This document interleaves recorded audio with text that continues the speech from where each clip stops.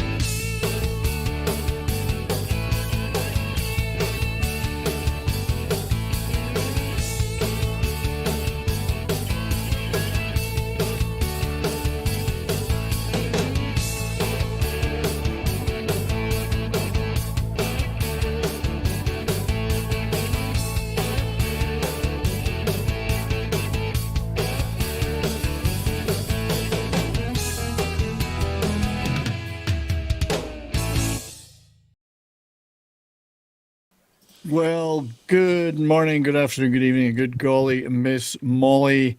Welcome to the latest edition of the Canon Film Club, where we talk about all things Canon film. Joe, you're looking just like me today. Yeah. You're my spitting I image. figured I missed Halloween because I was working this year, so I decided to dress up like my hero. It's Brian. pretty cool. I must start selling these. It is pretty cool. I gotta say, like,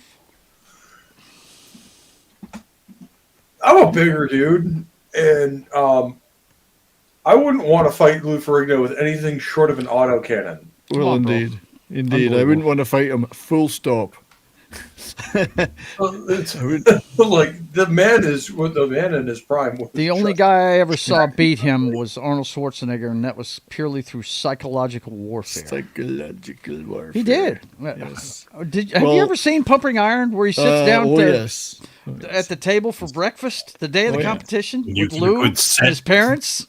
Yeah. And it just when you get a good set, it's like you're coming. Remember that? You're looking a little flabby. I don't know if you're ready today. I mean, he's just messing with him, man. We'll definitely be talking a little Arnie later. But Lou, it's so yesterday, was it yesterday or the day before? Lou Ferrigno was 74. It was either yesterday or the day before. I can't remember which one. First of all, I mean, I'm just happy he's still alive. Big guys like him don't last a long time. Exactly. Yeah. I mean, he is still alive and kicking, as are one or two of the other members of this cast. It's quite unusual after all these years, but he was 74 years. I remember watching him as the Incredible Hulk. Well, indeed. And we will certainly be talking about that for sure once we get underway. But first, thank you to the great Christian DeLorme, 5324. See, it's showing the ats again. Yeah. At whatever rather than the name. I don't know how to get rid of that. There's a way probably, but there's a reason. There's a reason why these guys don't live so long. Yeah, well, and you know why. Yeah. Well, it's all the sex. Oh no. It does start with an S. Yes, it does start with an S. So thank you, Christian, for being a member of the channel for 14 months. You're a member twice of the channel, which is quite amazing. How you managed to do that, I don't know, but you did it. So we must play you a little clip to celebrate. Let's go! No, he's not. Let's go! He's not. It's Christian's bathroom face there. And he's doing it again. Christian's doing it again. $5 super chat from Christian. Bonjour, everybody. Sydney Sweeney has great genes and a sore back. I'm sure we'd all be willing to help out with that. Yeah. He's not wrong. Yeah, I mean, why does she have a sore back? Is she like a bodybuilder like Ferrigno? Well, no, she's carrying some weight on the front. Top heavy. Yeah, she's top heavy. Just soiled himself. I mean, is it like tissue or silicone? No, it's quite sensible corn, not silicone, I think. But she's not silicone. I think she's all real. No, that's all natural. Right there. Natural. Lord. So I got to play Christian something to thank him for that $5. So here's a little Canadian referencing themed clip. Passeport, s'il vous plaît. Canadien? Oui, CBC du Canada. Oui. Only in the wildest dreams could CBC consider having Chuck Norris. I mean, yeah, Chuck Norris would never get hired at the CBC. Certainly not now, unless they were hiring him to get rid of some ostriches and one without, needing other people. Unless they were getting rid of most of Ottawa.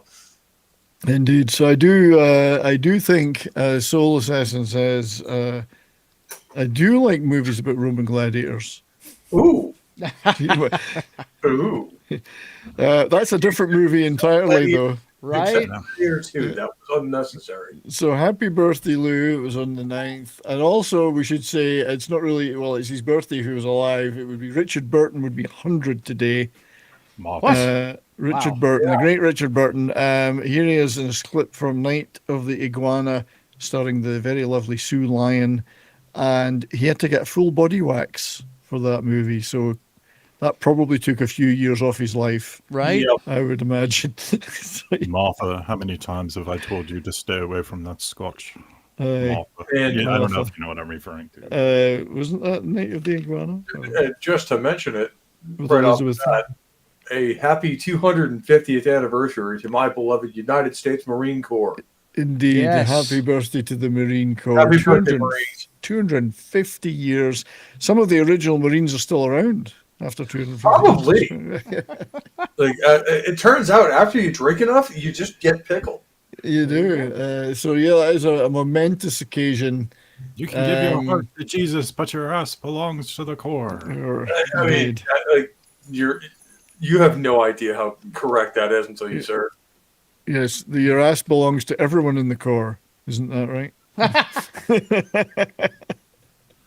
But anyway. Private Pile, did you have any children that lived?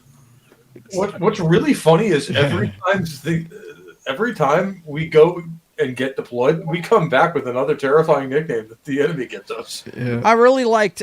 We did a show called "Tell It to the Marines" this morning, and I wasn't there for the end of it, but I really wanted to point out, and I'm sure you guys did, the last thing that's on the screen there, the last quote that's on the screen. I think it said something like, correct me if I'm wrong, Pope. It said, when the Army and Navy get to heaven, they see that the gates are guarded by those Marines. Are the last lines of the Marine Corps hymn.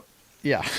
So if the Army and the Navy ever gaze on heaven's scenes, they will find that they're guarded by United States Marines. So to paraphrase Soul Assassin, think of, let's pay tribute to all the bars and emergency rooms and strip joints that the Marines have kept going in business over all these years. I would add brothels in there because that's the only thing that keeps us from the population. What do you get for $10? Yeah. Right. See, when the Navy is the problem because women and seamen don't mix. Well, I mean. Anyway, so leaving that aside, let's move on to today's topic. Because we're here to talk about canon. We're talking about the 1983 fantasy film Hercules, directed and written by Luigi Cozzi under the name Lewis Coates. And it offers a very loose retelling of the Greek mythological hero's exploits, blending ancient peplum-style sword-and-sandal adventure with science fiction elements to capitalize on current trends, you see, inspired by films like Star Wars and probably more accurately Superman. Yeah. Starring Lou Ferrigno as the very titular Hercules. Very titular. Huge titular, yeah. Huge titular. The story diverges significantly from classical myths, portraying Hercules not as the son of Zeus and Alcmene, but as the orphan son of King I can't pronounce these names. Don't Amphitryon of Thebes. It's about 98 minutes long. It's framed as an epic quest driven by themes of heroism, divine intervention, betrayal, and boobs. And most definitely boobs. Let's face it, Zeus is the Greek god of not being able to keep it in his pants. That's right. No and doubt. in this one, he's the Greek god of, I'm a fairly nice guy, and I want to give Hercules a fair shot. I'm a nice guy, honest. And so it's got brute strength, cunning sorcery. It features 400 special effects shots, all of which you can see individually if you look closely enough. Mechanical creatures, collapsing palaces, fantastic battles, and I think it's pretty fucking good as a result. I think it looks great. But anyway, whether you're a current fan of the Canon Film Club or you're new to us, you don't want to miss this one because this is one of the greats. This is one of the all-time greats, so stay tuned. Let's get started. I'll say that right off the bat. It is a fun movie. It is fun movie. We're going to go over all that fun in quite a lot of detail. I would like to pay tribute, unfortunately can't be here with us today, to the great Austin Trunick of the Canon Film Guides. Yes, who Austin provides all the great information, a lot of the great information we use. So check out the Canon Film Guides, everybody. Just a really great guy to talk to. Lovely guy, yeah. So busy guy, hopefully busy writing the third volume of that. Mm-hmm. Of those Or books. taking care of his kids. Yeah, he's got some stuff to do. So some in real life stuff that has to be taken care of. But we're always thinking about you, Austin, and says Sybil Danning has too much clothing on in this film. Well, there's a story behind that, and we shall certainly cover that. I think that's been said every time she puts on clothes. That's right. Hey, Brian, I didn't know if you noticed, but I have Hercules in my avatar, but it's not Lou Ferrigno. No. It's George Reeves. It's George Reeves, not even Steve Reeves. Is it Steve Reeves? It is Steve Reeves. Oh, man.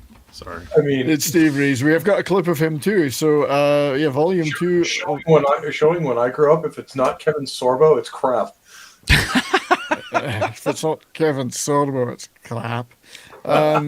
So let's get started with, as usual, a little bit of stats. Where the hell's my? There it is. So, production company, obviously Canon Films, but the Italian branch of Canon, formed by Golan and Globus, Canon Italia, as you would expect. Year of release 1983, August 26, 83 in the US specifically. A budget of reportedly 2.5 to 3.5 million, although some people said it was a little more than that. Still not a huge amount, given what they were trying to do. So lots of cunning used in special effects. All filmed in Italy, in wonderful places like Rome, in a quarry in Rome. Because that's what if you want to make a fantasy movie, you film in a quarry or a science fiction thing. Tivoli, the Tivoli Gardens, a great cascade. The Monte Gelato waterfalls, which I always thought was a mountain of waterfalls made of ice cream, which would be nice. And then the studios in Rome. That's what I assumed, just based on the name. Yeah. Box office, worldwide gross, well, we're not sure. Nobody's ever sure about worldwide gross and those things, but approximately $11 million in North America. So probably a fair bit more worldwide. So that's a hit. It's a hit. Yeah, It was a hit enough for them to, although they already, like being Canon, had planned ahead for sequels. It was a bit of a hit. Ranked fourth. My only complaint with this entire franchise is that they didn't use either Macho Man Randy Savage or Hulk Hogan as Hercules. But when you consider that in 1983 there was a lot of good movies out in the 83 to come fourth. That was the summer of Return of the Jedi. Yeah, it came fourth in its opening weekend, so that's not bad for Canon. That was good money. That's pretty good. Yeah, they'd already spent that money, of course, but that's a different matter entirely. That money was already gone. You know what's interesting is I'm surprised they didn't use Franco Colombo. Well, they always wanted Lou. Yeah. Lou. Golden Globus wanted Lou Ferrigno. And I remember watching the old live action Incredible Hulk TV show, and it's easy to see why they wanted Lou Ferrigno. Why do you Oh, think yeah. they called him the Incredible Hercules in the trailer? Well, they did. So To play Canon off of are that, the yeah. masters of marketing, Yes. marketing even things that were never going to happen or didn't happen. So Hercules, of course, the legendary hero of Greek and Roman mythology. I love that used in artwork, both. by the way. Here badass. is another alternative view of that poster. I can't believe you put mats on him. Mad Martigan makes his traditional appearance this time, though, covering up the male boobs, the Oh, moobs. man. Played in Equal opportunity cock blocker. yeah, Oh, yeah. my God. Look at this artwork. I mean, you can Yeah, just it's tell awesome. it's an Italian movie. It's, Yeah. I don't know what that is, but we'll move it past it. That almost looks like something that Frazzietti would have done, you know? So if you look at the Very cool. VHS they released, the incredible Lou Ferrigno Yes, as the Hercules, Incredible. trying to give the Hulk thing. It looks like they've pasted the heads of the girls on some other artwork. From They the kind of movies. did.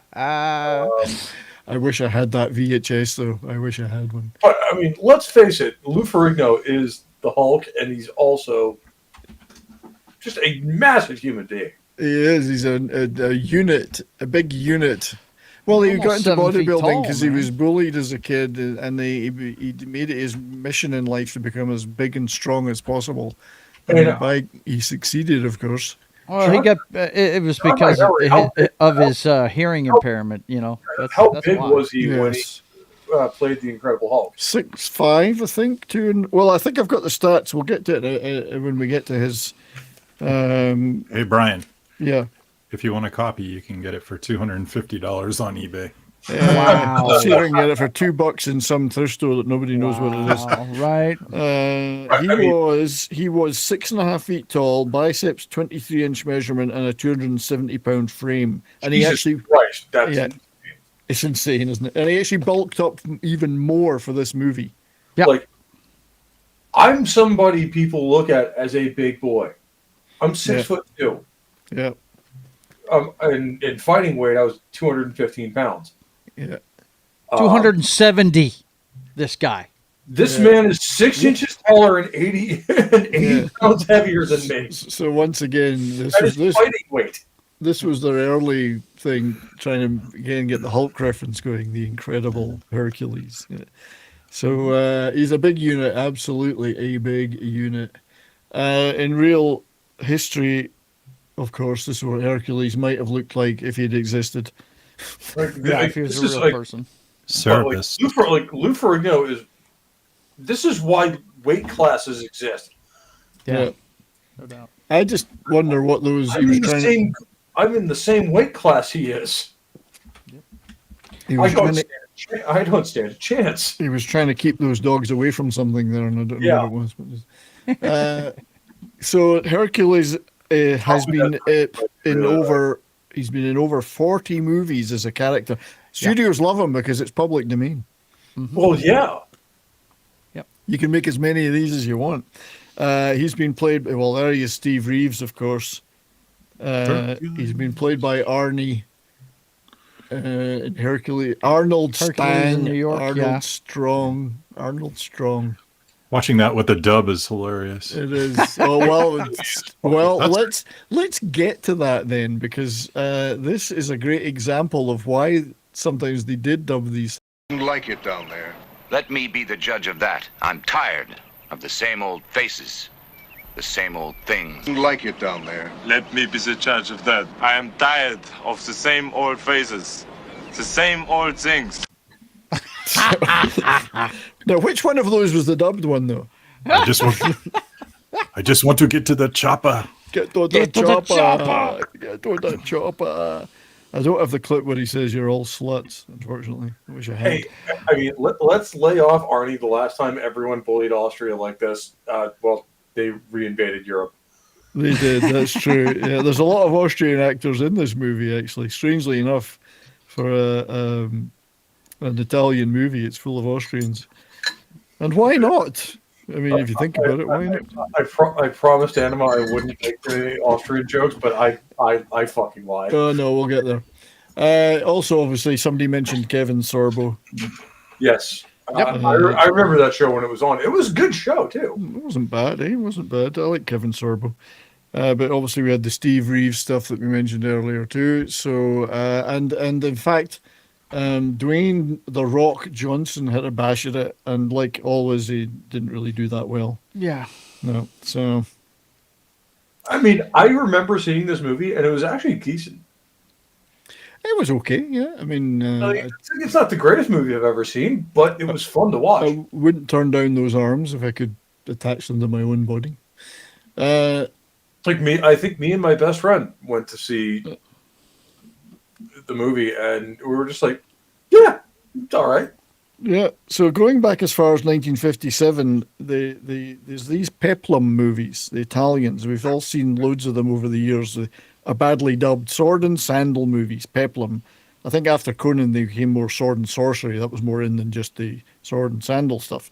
They were a popular Italian film genre throughout the 50s and 60s. I've seen loads of them over the years on TV, especially Saturday mornings and over the school holidays or whatever. So lots of muscular heroes fighting mythological monsters and tyrants or barbarians, and always low budget, kind of like his Hollywood spectacles, but on a budget. Famed for their terrible dubbing into English. Here's an earlier one than the first Hercules, Ulysses, 1954, starring Kirk Douglas as Odysseus. Whether they dubbed him or not, I can't remember. Coming home from Troy and facing the Cyclops, etc. And also starred Rosanna Podesta, who plays Hera in today's movie, of course. Cyclops. I am Spartacus.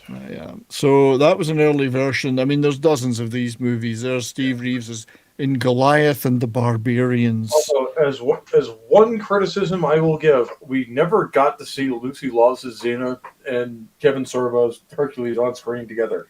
No, that's a shame. The Really, I don't know why. But, the highlight of Steve Reeves was Hercules versus the Moon Men. Yeah. Well, that's a good one. Yeah. And that's going back. Yeah. Yep. So, I mean, somebody in the chat's talking about the Harryhausen films. There's a definite Harryhausen influence in some of this stuff too, just with the stop motion, and those films were so popular that the Italians leaned into that in some of the later ones. Yeah, like Hercules does too.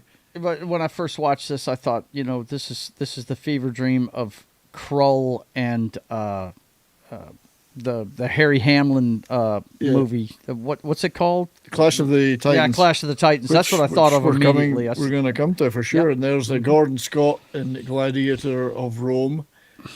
2 shillings to get in or something. The Fury of Hercules. I think that's Lira. Lira could be 2 million lira to get in, probably, because it's Italian lira. So Brad Harris in The Fury of Hercules. Brad Harris is also in this movie today. This time he was playing Hercules in this one. Now he's one of the kings, and there's 4. I keep calling this movie 4 King Hell because there's 4 kings in it, and I can never remember which one's which. Right. And they Clash all of the Titans. There you go. And they all have lives I want to bury my fucking face in. Yeah. I mean, what? Yeah. So these films had it all, and they had the formula. And this is obviously Ray Harryhausen. That's quite a cast too. Maggie Smith, Claire Bloom. Yeah, Harry Laurence Hamlin. Olivier. Whatever happened to Harry Hamlin? Eh? He went to LA Law. He did. Ursula and Undress. So yes, Harry Hamlin was Perseus in this one, obviously battling Medusa and all that. It's a great movie. We did talk about it briefly when we did the Sinbad movies. Mm-hmm. But there was dozens more of these, and there was about 19 Hercules movies starring various people. And then, of course, along came Conan in 1982, which kicked off one of my favorite movies of all time. Me and Tom Connors are 2 of the biggest Conan fans you will ever meet. Oh, I love this movie, and of course we have talked about it when we paid tribute to James Earl Jones. We did a Conan stream, and it was a good one. Yep. I forgot to play this little clip to show Steve Reeves as Hercules.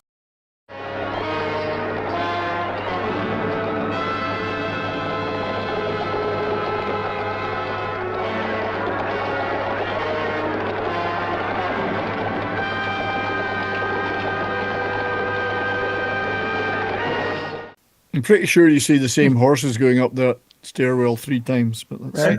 All I'm going to say is I'd probably look just as good if you dumped a barrel of oil on top of me. Yep. Well, this is it. They used for these movies. They used the entire output for a year of olive oil from Greece to make these movies. Mystery Science Theater had a field day back in the day with Hercules. A lot of these movies they did like 3 or 4 of them, and they're pretty good. Hercules I remember those episodes, and they're hysterical. So Conan kicked off a whole new bunch of these sword and sorcery movies, which the Italians moved into as well to make stuff. But there was a whole bunch of them, and then Hercules this is the stuff that was around that Hercules was trying to emulate. Certainly, it's a direct emulation of Conan. But you had the Beastmaster, of course. Yeah, which is an excellent movie. Mark Singer. Mark Singer. Love that guy. Whatever happened to Mark Singer? That's a great movie. Look, he made a couple of shows that I loved. Was he in V? The remake of this, I hear, is pretty decent. By the way, Deathstalker, they made a remake of that. Did they? Within the last month? Yeah, and it stars. I don't know the guy's name, but he was the thing you'd remember him from is the second Matrix movie. He's the lead agent in it. The tall guy with the real angular face. Okay. He plays the lead in it. Look it up. So somebody will look it up. Mm-hmm. Somebody will look that up for us. I forgot to say, of course, Beastmaster Mark Singer played the beast-taming hero with telepathic animal allies, fighting an evil high priest in a post-apocalyptic fantasy world. So that pretty much summed up every movie from that point onwards. They worked the fantasy and the apocalypse stuff into the sword and sandal stuff. If anyone's wondering why men are the way they are today, the Beastmaster. Yeah. Then there's the Sword and the Sorcerer, the Sword and the Sorcerer, with directed by Canon veteran Albert Payun, of course. Yep. 3-bladed sword being wielded in this one. Lovely. Nice movie. Like this. We're definitely going to do this movie one day. Yes, we absolutely should. Yeah, and there was other stuff, Fire and Ice. There was the second Conan, there was Red Sonja, and then there was the Ator series, which was more Italian. The Italian productions, they made a few of these with Miles O'Keefe. They reused the bear suit from one of these movies for the bear fight in Hercules. I can't think of a more Gaelic name than Miles O'Keefe. Miles O'Keefe. I keep thinking he's in a musical. Right. Well, 7 Brides for 7 Brothers starring Miles O'Keefe. Another Mystery Science Theater classic, Cave Dwellers, which is Ator 2. Dwellers. Ator 2, yes. Before you guys think I'm racist, I'm literally half Irish. Diddly. Potatoes. Stop it! I went to pay attention to my wife for 2 seconds. You're already making fun of half my ethnicity. So this was the environment that led up to this. I'm making fun of my own ethnicity. It's the environment that led up to the Go-Go Boys wishing to make a Conan pastiche, but albeit with science fiction elements or space elements, because that was all the rage. So Hercules is a popular choice because of public domain status, and Golan was a big fan. Menachem Golan, who was the main art. I mean, Lobos was the money man. Golan was the artistic guy. He was a huge fan of those old Italian movies. So he said, we're forming an Italian branch and we're going to make Hercules a priority. As far as the movies go, was it artistic or autistic? Because it could be either one. So it was announced in March 1982, and if Austin was here, he would go into great detail about the really, really messy route to completion for Hercules. This was not nothing is straightforward in canon. I mean, look at Missing in Action.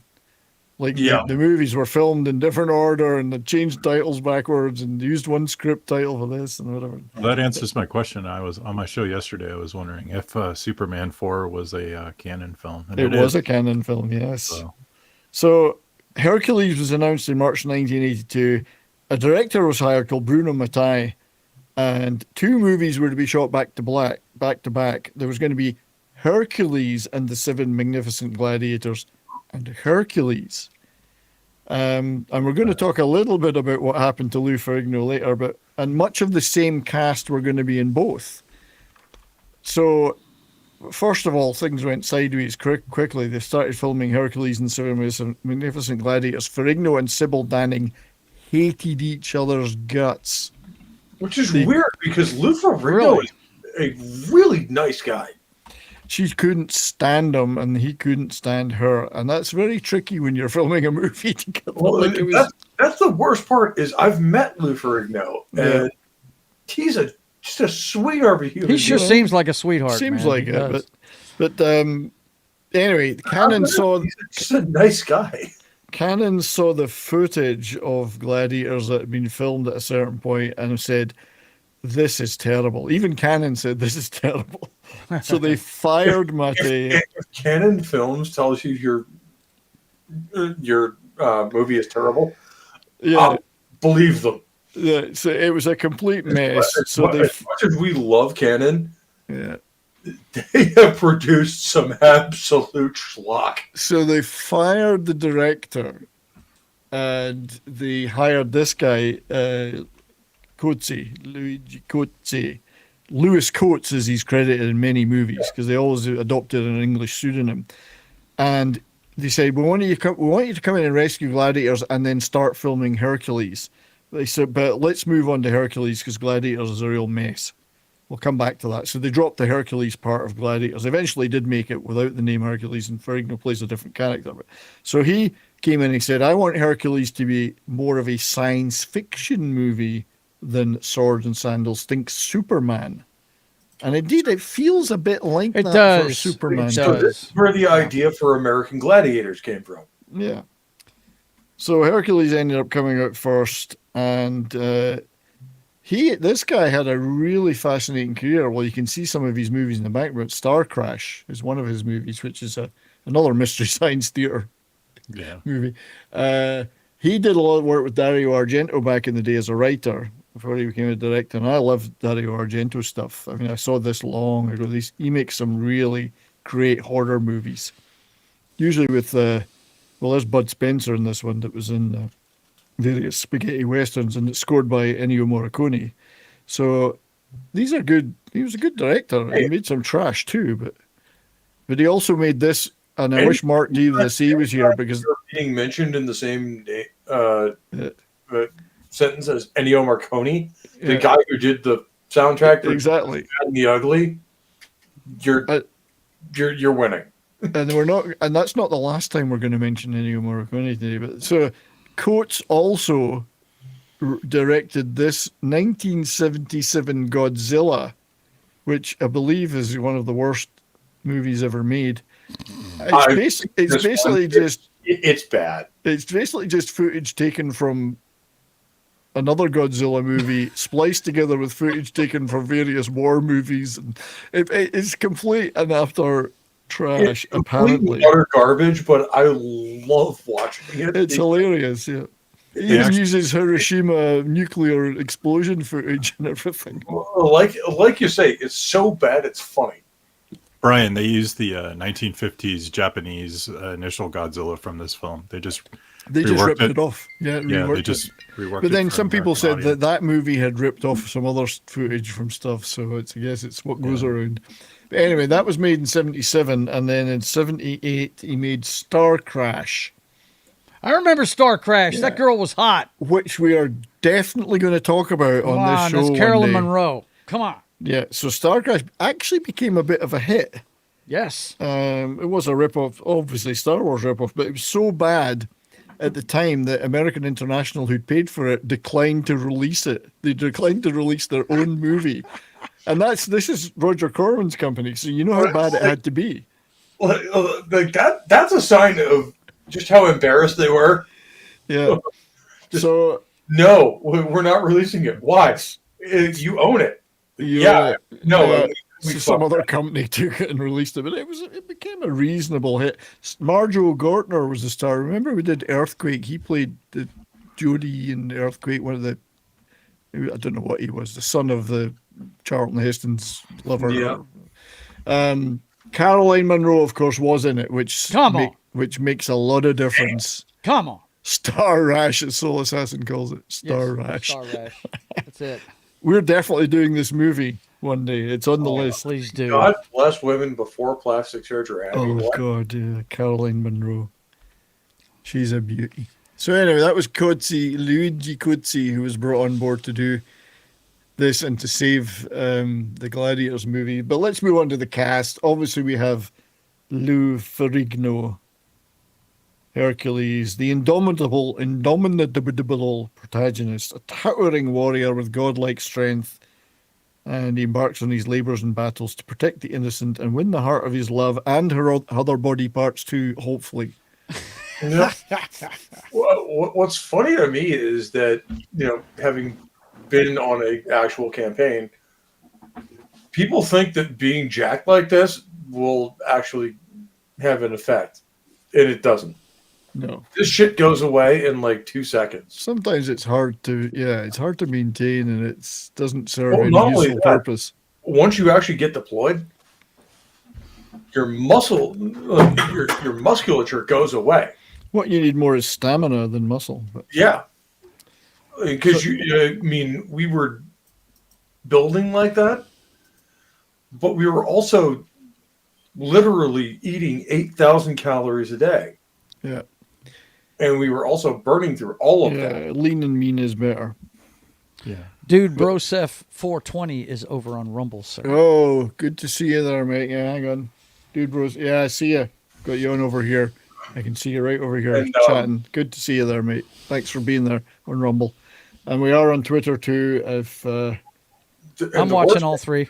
The worst part is, as soon as you stop doing that lifestyle, you get fat like I am. Well, this is it. It's something you have to maintain. Once you do it, you got to keep doing it. Or gradually scale it down, yeah. So anyway, Ferrigno was, as we said earlier, took up bodybuilding as a kid to counter bullying due to his hearing and speech problems. The speech problems because of the hearing problems. 6.5 feet tall by the time this movie was made. 23-inch bicep. I didn't realize that until I met him. He's 3 inches taller than I am. Yeah. He's a big boy. Oh, yeah. 270-pound frame. Won multiple bodybuilding titles and had a fierce rivalry with... Oh, there he is again. With he's got the biggest boobs of any of those three girls. Yeah, he does. Fierce rivalry with Arnie. And imagine trying to bully that. I know. So Pumping Iron, of course, famously featured them both. Yep. But he gained real fame when he was cast as the Incredible Hulk in 1977. I loved this show. Absolutely. Yeah, it was a great show. Yeah. It was objectively not a great show, but I watched it as a kid and I loved it.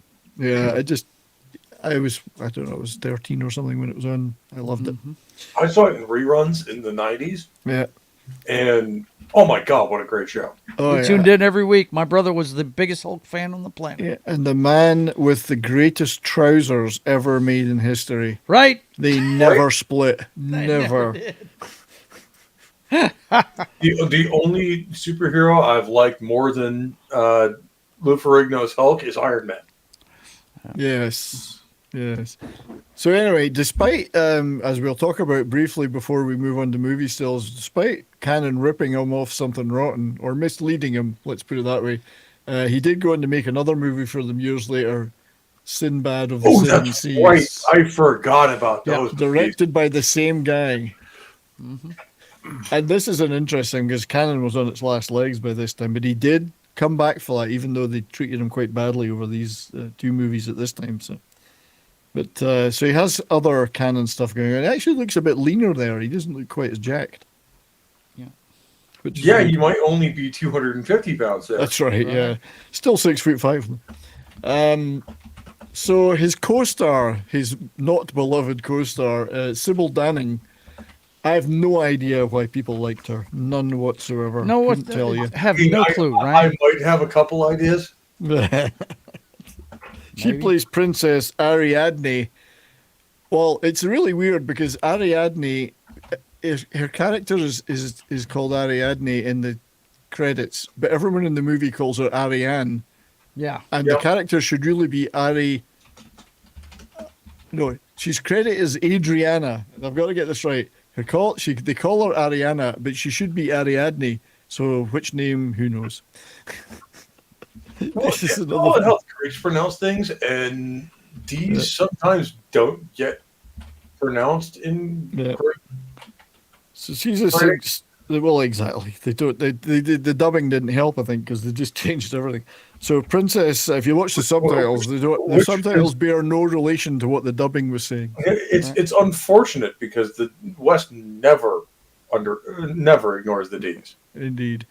So anyway, Minos, she's Princess Ariadne, whatever they want to call her. Minos' seductive daughter, scheming antagonist with her own agenda. And in conflict with Hercules, Austrian B-movie queen of the 70s and 80s. I'm sure we've seen her in lots of things. She was, of course, just hot off. Well, there's her character in the movie, of course. Mm-hmm. She wanted this to be an R-rated movie. She was pissed off when Ferrigno insisted it was going to be PG or for everybody. She was furious because she was very happy to have a lot of sex and violence. Well, that was her ethos. That's why they didn't get along then. Yep. There you go. So she obviously had a big hit previously to this with Battle Beyond the Stars. Battle Beyond the Stars, yep. Which we all know and love. Yes. It's a really good comment. This is a really good comment. It says the amount of work and effort it takes to maintain the muscle is insane. Lou was eating like a 19-year-old porno star during that shoot. Yeah. Damn. Hold on. Calorie deficit galore. Every day. That muscle mass, I did it for 3 years. Yeah. The Italians have to feed him. You have to basically be eating your own body weight in terms of meat. But the Italians had to feed him one of those every day. And a 19-year-old. That's her in the middle of that picture, isn't it? It is, yes. Strangely enough, it is. So a great movie. Another one we'll probably talk about one of these days. Oh, we got to, man. Classic, man. It's a classic. She was also you don't get many. Well, there she is in the movie. Ford and Kirk Connors in it. You don't. There she is in the movie. Yeah. I do like that outfit. I could substitute my fingers for the white, silvery, wispy things. Either that, or I just found a new place to suffocate myself. Yes, exactly. She also was a star, of course, of Chained Heat with Linda Blair, one of the great chicks in prison movies of all time. I was fixing to say that's all Linda Blair did besides The Exorcist was prison movies after that. And then Amazon Women Beyond the Moon. Amazon Women on the Moon, which I've only ever seen once, and I'm desperate to see it again because that should be a cult comedy crew movie. These movies are why I'm just broken as a human being, isn't it? Amazon Women on the Moon. That we have to do that movie. We absolutely do. I wasn't a fan of this movie. I don't know. At the time, I didn't enjoy it, but now I want to go back and see it again. Maybe I need to rewatch it because I saw it once. It's one of those. It's so bad, it's amazing. Yeah. Well, it's all the different segments, but it was kind of put up as a sort of a Kentucky Fried Movie type thing, which is what it's aiming at. I just remember a segment. And I mean, they even say it right on their own cover. Shameless. Shameless, yeah. So I did see it at the time and thought, nah, now I want to go back and see it again to see if it looks different 45 years later. I just remember a segment where a guy was chain smoking and he was trying to quit. Yeah. Now, did anybody here ever see a movie called Loose Shoes? No. Okay, we'll come back to that one. It had a Bill Murray appearance in it, but not for long. But it was another one of these anthology comedy things with different sketches. Was it intentional, or was it one of those ones where he just shows up in the background? Because he does that. He was in it like the last sketch for a minute or something. And they build the whole movie as starring Bill Murray. For those of you who are unfamiliar on Bill Murray lore, he will occasionally just show up on movie sets. Yes. And just be in the background. Yeah. So I don't know. I think he was intended to be it, but Loose Shoes, the title song was Tight. Got me, YouTube forgive me. Tight pussy, loose shoes, and a warm place to shit was the lyrics. Wait, what? Oh my god. So Operation Thunderbolt was another film she was in, which was pre-canon Golan and Globus, the Entebbe raid one that they made in Israel. All right. Starring just about everybody that was ever in any other Mohammed Golden Globus movies. So that's Klaus Kinski is on that list. Klaus Kinski. She had some canon experience then. She had a couple of canons experience. Ingrid Anderson, Scandinavian, played Cassiopeia or Cassiopeia, depending on how you wish to pronounce that. She is on the left here. She's the love interest. She's the redhead. She's the redhead love interest. Beautiful princess. In the yes chat, that is the same name as the constellation Cassiopeia. And indeed, I think that's part of the movie. And the funny thing about that is he sees her face once and he falls in love with her. That's it. I mean and he love at first sight. Boom. Yeah, and then he doesn't see her again for the rest of the movie. So no. So Davina has a good comment. She's like, loose shoes. The film is presented as a series of movie trailers with titles such as The Howard Hughes Story, Skateboarders from Hell, and The Invasion of the Penis Snatchers. That's the movie. I remember going to the cinema and seeing that. Davina is the Rolodex of this chat, man. I saw that movie in the cinema. Loose shoes. That's how old it is. Shoes. Ingrid Anderson, this was her first movie, but she had been in a music video. Oh, there she is. It's the princess. There's 4 princesses in this movie, so I'll get them mixed up. She was in Chicago's Stay the Night movie, which was a big hit. Apparently, I don't remember it. Video. So she was in the video. That's her. The big takeaway from this is, women, if you name your daughter Ingrid, men are going to drool over her that is right. entire life. That is right. So that was her thing before that. Even ones that were young enough to be her son. Jesus Christ. I mean, I was born in 87. And indeed. I want her. I was born at an early age. So Monty Python. So William Berger, another Austrian actor, played King Minos, primary antagonist. This guy's really weird because he's a king who's into sorcery, but he's into science. I couldn't quite get his motivation throughout the movie. He seems to want some kind of science must triumph thing, but yet at the end he appeals to throwing someone in a volcano to appease Phoenix or something. So he's a bit of a mixture of what is he really, Yeah. I didn't quite get his thing, but Austrian actor, many, many great spaghetti westerns. This is Sabata with Lee Van Cleef. He's got the shotgun. Wow. He's got his shotgun in that banjo. You see him shooting it. It's great. I love this movie, Sabata. It's one of the best. Face to Face is another good one he did.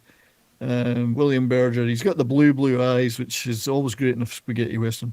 And he did a lot of horror stuff, Italian horror movies with Jesus Franco was a great director. Spanish horror. Putting Lee Van Cleef in any even Western associated movie is a recipe for success. Indeed. He did a lot of Lee Van Cleef spaghetti westerns. He did appear in another canon film, The Berlin Affair, which, as you can see, has got a lesbian angle to it. Hello. And his daughter, 2 of his daughters, in fact, Katya, and I can't remember the other one, appeared in a canon soft porn movie called Nana. Oh, no. This is just one of the posters for it. You should see some No. Because Canon did a few of those erotic movies. I have no problem with that, but you don't put your own daughters in the shit. Well, come on. Yeah, well, she's an actress. He wasn't his father's. It wasn't up to her father what she appeared in. Come on. But Mandy Rice Davis is in this. She was the woman that brought down the British government, the Profumo scandal. Oh, yeah.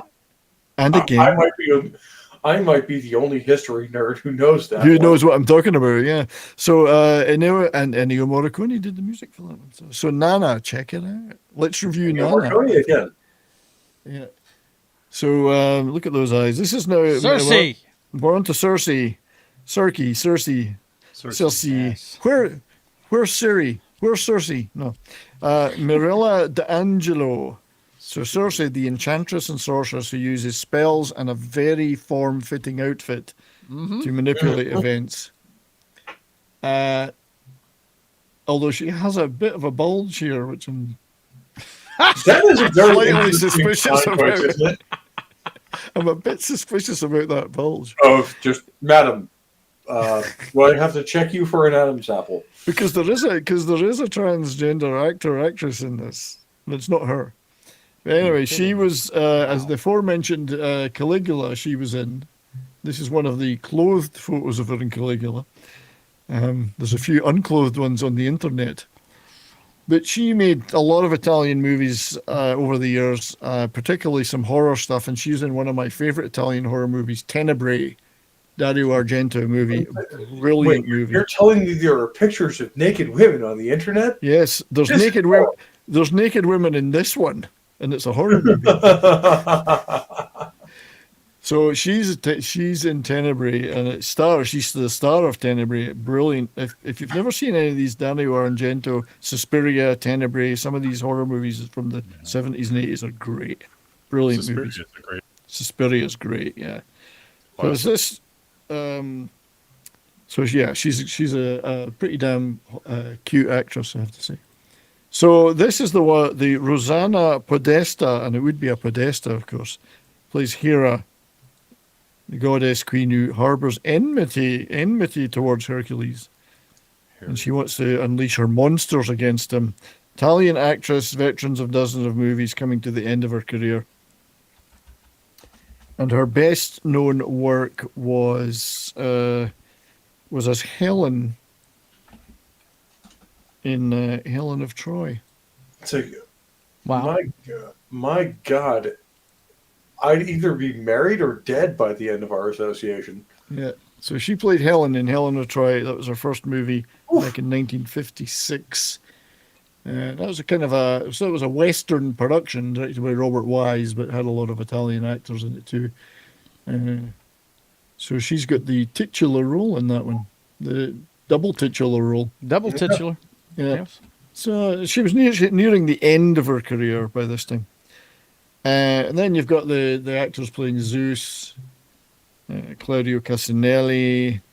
You've got Athena, Delia, I can't pronounce that, Boccardo. the benevolent Olympian gods who are, well, they're not benevolent. One's benevolent, one's helping. Zeus, you think, would be the one not helping Hercules, but he's helping him.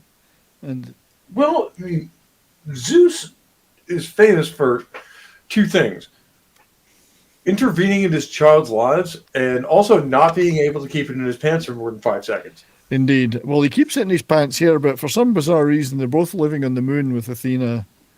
Why they're living on the moon is a bit weird. It's a picture of a young culture casino. That's true. Oh, I'm going to have to meme that for Comics Division tonight. That's got to be memed. Yes. So they were the gods intervening and meddling in the affairs of men. Oops. Sorry, that's a bit... that was meant to be a picture of the soundtrack. But the image is failed miserably. Download. Yeah. There's others in the cast, but we'll talk about them when we get there in the actual movie, because it's quite a big cast. Particularly Yehuda Efroni, who's in dozens of canon movies, plays Dorcon, who's the slimy advisor to the king that hires. He always gets a canon role movie. But the soundtrack was meant to be done by Ennio Morricone, but he kind of balked at the story. He thought, this is a bit cheap and nasty. This is too schlock even. For me. He'll do the porn, but he's not going to do space sorcery. So he withdrew. So they got this guy, Pino Donaggio, Italian singer, musician, and composer, to do, and it's a really good soundtrack. This movie. It is. It's a wonderful. Yeah, it's got all the right beats, some really heroic moments. It really does lift up what is some quite cheesy material. Very grand style. So he does that. Now, Donaggio is an interesting guy, and I hadn't really thought about him before. I've seen his name mentioned. He did many Dario Argento movies, but he also worked with Brian De Palma. So he did Carrie, Dressed to Kill, and a bunch of other De Palma movies. And he also did Piranha and The Howling and Seed of Chucky. Yeah. So he loved his horror.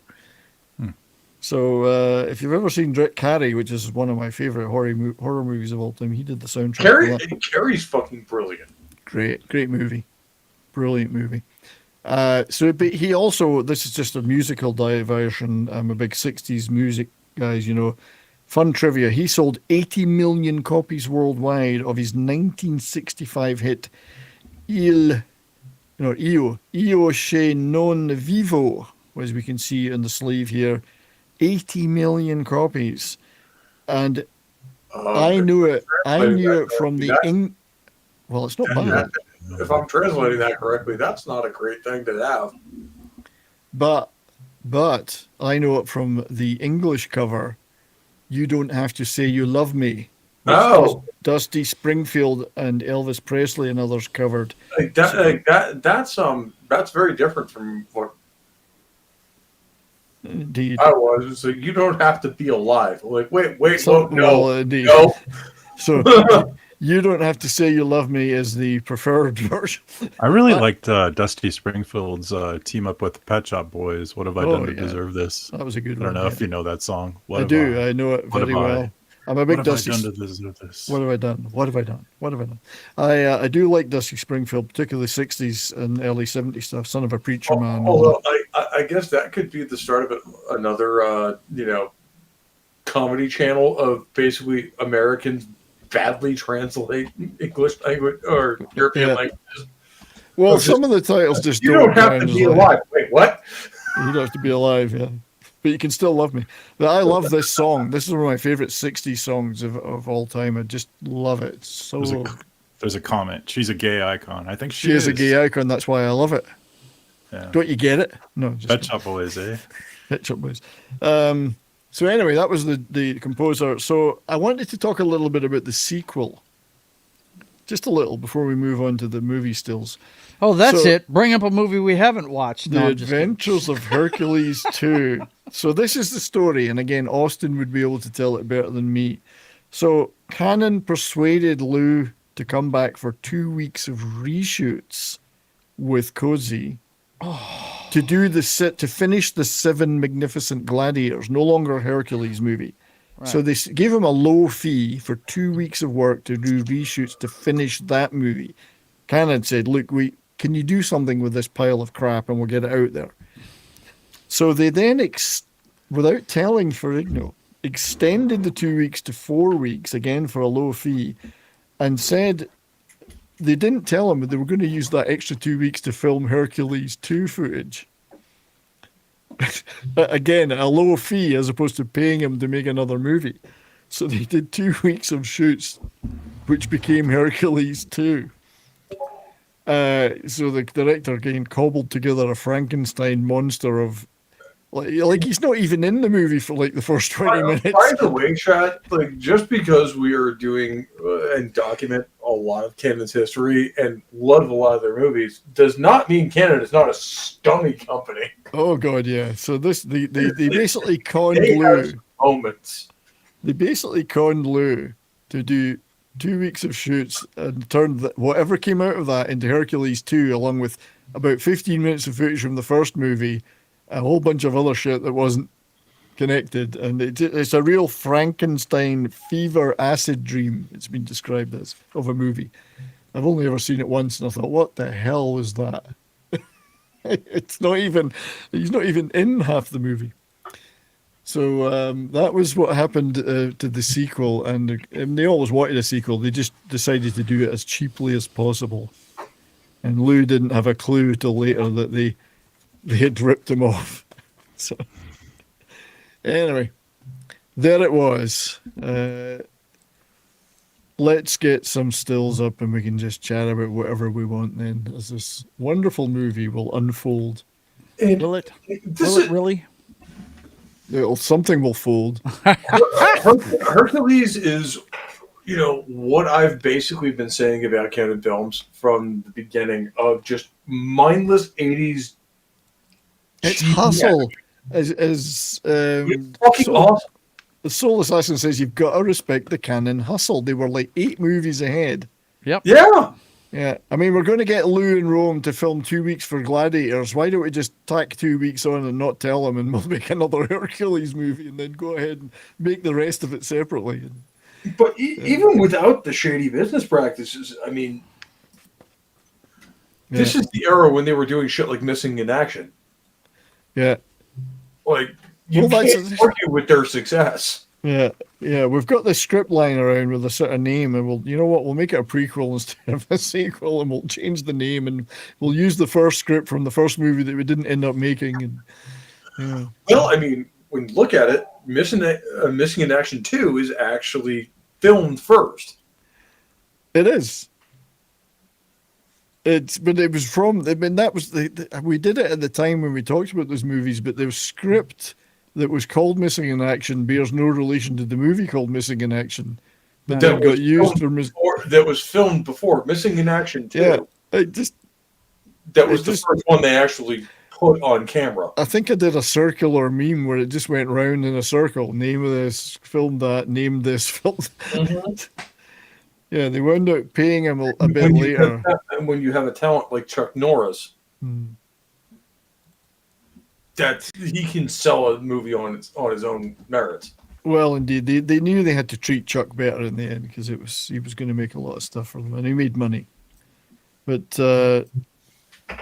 so there's a lot of flaming going on at the beginning of this movie. Yeah.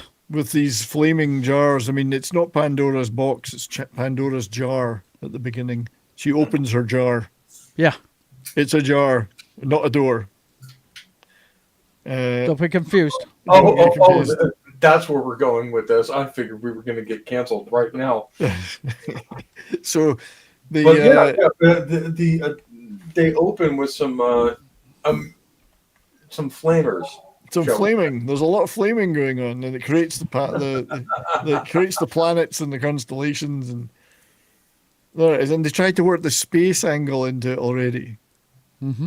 Of course. So this is they tried to make it look science fictiony as opposed to sword and sandal. You know what this intro reminded me of? I don't know why. Was Voltron. Oh God, yeah. But all these different... The sound effects that make you think that, because a lot of the sound effects sound like they came right out of Voltron, no doubt. It's so cheesy, it's amazing. It's cheesy, but well done. Yep. Very well done they had very little money, so a lot of the effects are dated, but they're done well. Yeah. And the sound design's dated, but it's done well. So they gave it their best shot, but so here they are creating the gods on the moon and not in Olympus for some reason. Like whatever happened to Olympus? There's nothing saying that Mount Olympus can't be Olympus Mons on Mars. That's true. Very true. So Pandora's jar is broken. Someone invaded her jar and broke it. That has all sorts of connotations that I don't even want to get into. But here's Culture Casino, and that looks a bit like Comics Division. And but there are so for some reason they feel they have. That's when you know you're in dark territory when guys like me just kind of raise our eyebrows and walk away. Yeah. So what was interesting about this is Zeus wants to create Hercules, and to keep the balance between light and dark, he wants to make just one hero for man, not all of mankind. And he says, "We'll make him. I'm going to make him practically invincible." Well, why didn't you just make him completely invincible? Right? Like, why did you stop it practically? Because having him mostly invulnerable is funny. Yeah, I mean, he could have gone the whole way. You're a god. But then he would have been equal to the gods, wouldn't he? Yes, he would. Yeah, but when they had the discussion, he's around the other two women, and they, you know how that goes. You can't go and ticking also, him off with, really a superior man. You got to give him some chinks in the armor. Come on. We can't say that word anymore. It's really funny that dents in the armor. he can't, or that he is only vulnerable one little bit. Yeah. You know, when I look at this panel, you know what I see? Huh? So is this an audience or a mosaic? Hey, how you doing? Looking good. Nice dress. James Woods is awesome in that movie. Is this an audience or a mosaic? Movie. It's one of the best Disney movies ever made. Yeah. That and Eddie Murphy as Mushu are just perfect. Exactly, but is this an audience or a mosaic? I'll always love that line. I've used it multiple times ever since, but now people are starting to forget where it came from, so it doesn't have the same effect. Yeah. So as people in the chat are rightly saying, I guess they forgot to invent clothes too. And I hope he's wearing pants. Well, he's wearing something. Oh, dude, there's one chick in there that's wearing this dress. If I looked like that, I'd forget to wear. Ferrigno is wearing anything but pants. Oh, yeah, the dance belt. The dance belt. If I looked like that, I'd forget to wear clothes too. Right. Dance belt. Dance belt. A dance belt is basically a thong, man. I actually like Smilexia corrected this. I think I eel represented is quite good. Quite a good comment. I think I prefer that to I feel represented. Okay, what's this? Sorry, Soul Assassin. Pope, I see what you're saying, and raise your sword in the stone, Black Cauldron, and Robin Hood animated films. Okay, yeah, there you go. Yeah, fair enough. You know what? He's not wrong. He's not wrong. Soul Assassin, 100%. Yeah. So I don't have many clips from this movie because MGM are the distributors and owners of the rights, so they are very clippy. But I do have a couple of little bits and pieces. With that screenshot, like, I know it's not, but I'm getting Dr. Manhattan vibes. Indeed.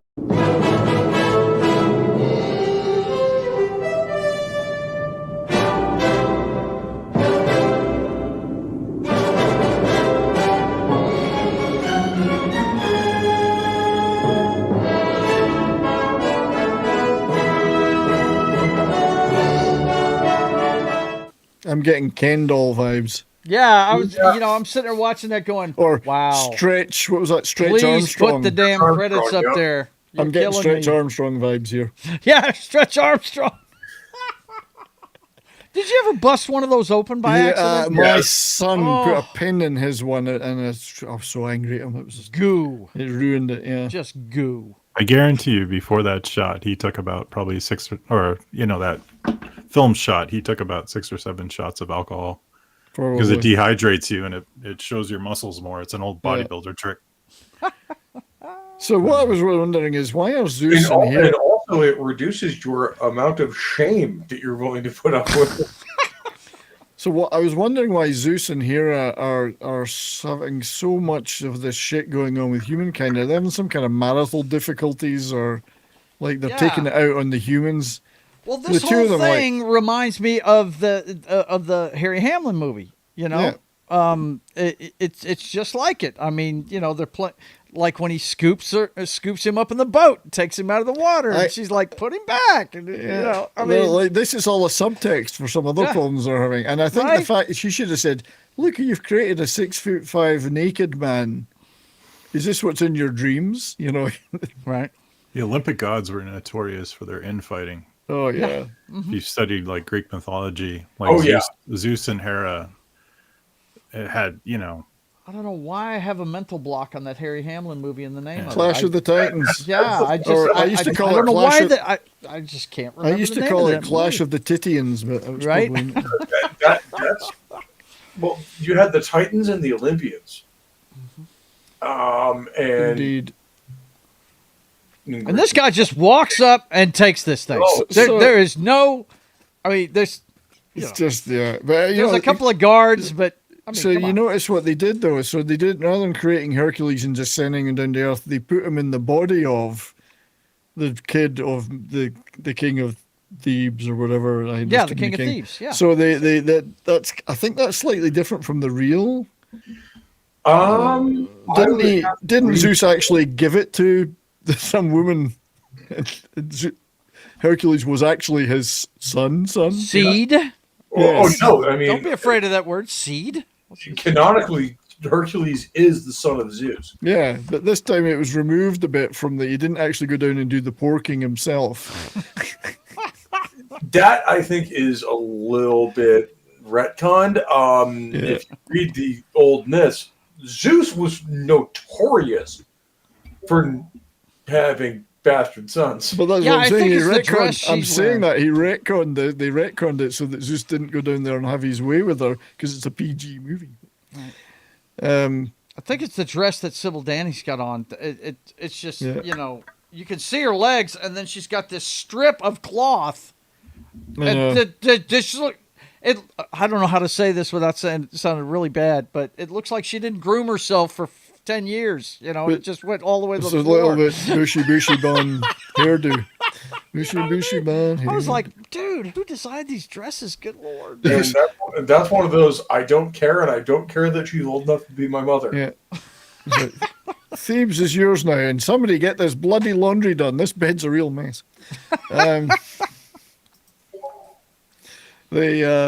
So anyway, poor Hercules has only been born, and he's already been somebody's already out to kill him. Yeah.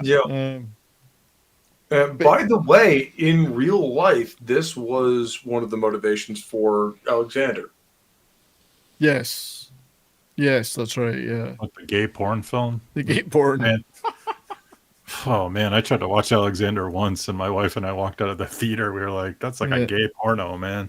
It was boring, which was even the funny worse. part is that's actually a fairly accurate portrayal. Well, yeah, I know, but if I'm on a date with my wife, I don't want to see two guys going at it. I mean, well, you're not wrong. Yeah, right. But at the same time, that is how Alexander thought of himself.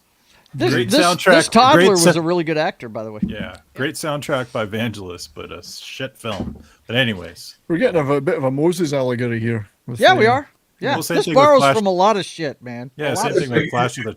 It was a bad soundtrack, but the battle scenes were fucking outstanding. Yeah. Well, that was the Oliver Stone, wasn't it? Yeah, it's an Oliver Stone flick. Well, Clash of the Titans kind of had like a Moses beginning too. You know. Yeah, it did. That I think his mom and the baby go off. Yes, so it's an old story. Yeah. But here they are hanging out at the fire pit on the moon. He just scoops him up, saves him, puts him back down. A very good job that Alexander started with Gaugamela. Like Alexander's ultimate victory. Yeah. Now look at this. When I look at that, what I see, Star Trek, the original series. Yes. Yeah. That's exactly the same effect you would get in Star Trek. City on the Edge of Forever. Yeah. That's the ring. This is 83, but it's a very old-fashioned, because of the budget, old-fashioned effects. Because you're already, as you were saying, what was else? Return of the Jedi was out this year. And, you know, things were digital, CGI, whatever. They had gone way past this technically, but they were using old stuff, man. They used the old stop-motion models, fades in. Well, Star Trek had already gone long beyond this with the motion picture in 1979. Yeah. Well, Wrath of Khan had already come out too. The motionless picture. Right? The motionless picture. The stagnant picture? Yeah. That has to be my favorite Star Trek work of all time. Well, anyways. Indeed. So this couple appear. This is one of the problems I have with this movie. This altruistic couple that rescue the baby, the farming couple. Yeah. They actually really just want him as a farm laborer slave. They've got him pulling big. But at the beginning they come off like Ma and Pa Kent, though. Yeah. You know. But, I mean, let's say we don't have to buy any oxen now. He can pull this plow around. Right. He's pulling entire trees out by the roots, man. Brian, you could these type of movies you could kind of create your own category. You could call it disco sci-fi because they all have kind of a disco vibe to it. Well, it's great. It's wonderful. It's fun to watch. That last scene with the Ariana or whatever it is, she's got the big times, the sand time. What do you call them? With the flashing lights. But if you watch like this time bags, if you watch like the special effects, you could put a disco soundtrack and it would disco duck. Quack, quack. You know. So this is the infamous bear fight coming up. Yes, he's where the bear attacks his father for no apparent reason, other than he's a bear. And this, as I said earlier, this bear suit is reused from one of the Ator movies. Really? The budget was so low they couldn't. They said, "Oh, there's one lying in the closet in the back of the studio here. Let's go get that." So, I mean, that shot of a bear's mouth is pretty accurate. It's pretty good. Yeah. No, there's live bear footage in there. There is, but also the bits where he's actually fighting it is somebody in a bear suit. Yeah, but it's too late. Bear footage in there. Yeah.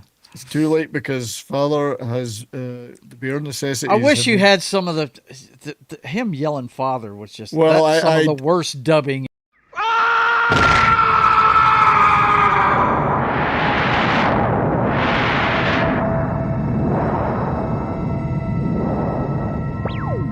the infamous throwing the bear into space scene. Yes, that's how he creates the constellations, right? I mean, and I love the fact that Lou is just savage enough that I could believe he existed before the fucking Iron Age. Where he beat up a bear. Yeah. I just wanted to mention Dude Bro Seth 420 over Rumble. I see he's talking about Star Chasers, Star Crashers. The legend, Star Chasers: The Legend of Orin is also a ripoff of Star Wars. There was like 18 different of these ripoffs, and they've all got their own charms, though, I have to say. Yeah, they do. It's not wrong. You got him with that clip, though, man. Look in the chat, dude. Brian, you got like Smilex. you got 70 people watching on Twitter. So. Cool. Well, it's good to see you all on Twitter. I've got you. They never talk though. They never type. Yeah. I've been typing to them, but they never talk. But thank you for watching, everybody. Thank you. Getting banned off of Twitter. I mean, what? So Fonz jumped the shark and threw the bear. And it became Ursa's Minor. Ursa Minor. I almost spilled my beer. Yeah. But that's the infamous bear. I'm going to play that clip again. It's so good. I got to play it again. Hang on. And it's just, he says father just before that. I tried to get that in, but it kept getting copyright claimed. So damn it.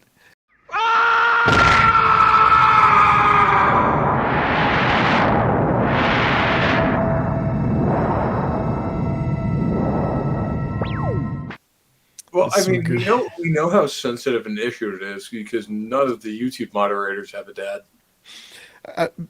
Exactly. I believe that bear has now come back as Comet Atlas 3i. Yeah. See, that's a nice outfit too. You know? Not bad. Disco. Told you. But I'm telling you, look at the hair, dude. This is crazy. Don't light a friggin' match around this shit. So the actual should go up. I was going to say something there about that beer, but it's gone now. Oh, come on, bro. It's gone. You can do it. Dude, Chef, bro. It'll come back to me. So you all know, I know what it was. That was the first time in that scene with his father, the first time in the whole movie that Hercules has a line to say. Yeah. Yeah. 25 minutes in or something. He doesn't talk much in the movie, let's face it. And he's dubbed. Everybody's dubbed in this, though. Yeah. Even the people that were speaking English are dubbed. I think they did that on purpose just to make his not look so bad. That's one of the funny things about Conan is that the first Conan movie, they didn't dub him, but he also couldn't speak fucking English. No, but it's great. It's weird because Sybil Danning speaks perfect English, but she was dubbed. So what's the why? Why? It's to make everyone's mouth look wrong. That's what. Yeah. To make it match Lou. I'm telling you. Yeah, to make it match. That's just the way they did it in these Italian movies. Everybody had to be dubbed. It's the law. The funny part is, the worse the dub was, the better we'd like it. Yeah, exactly. It's great. I love that when they made a lot of those westerns. Like a really shittily dubbed foreign film. Yeah. You know, when they made a lot of those westerns, they'd have them speak in their own language. And then that's why they did a lot of dubbing. Because they'd all be speaking different languages when they were running their lines. Same thing with a lot of the Godzilla movies. So, like they would be speaking Japanese, but they knew no one in the U.S. would pay attention to subtitles because we can't fucking read. Indeed. So this character, I mean, I got that. I actually accidentally showed this Daedalus, showed there earlier when I was trying to show Hera, who was the Helen of Troy actress.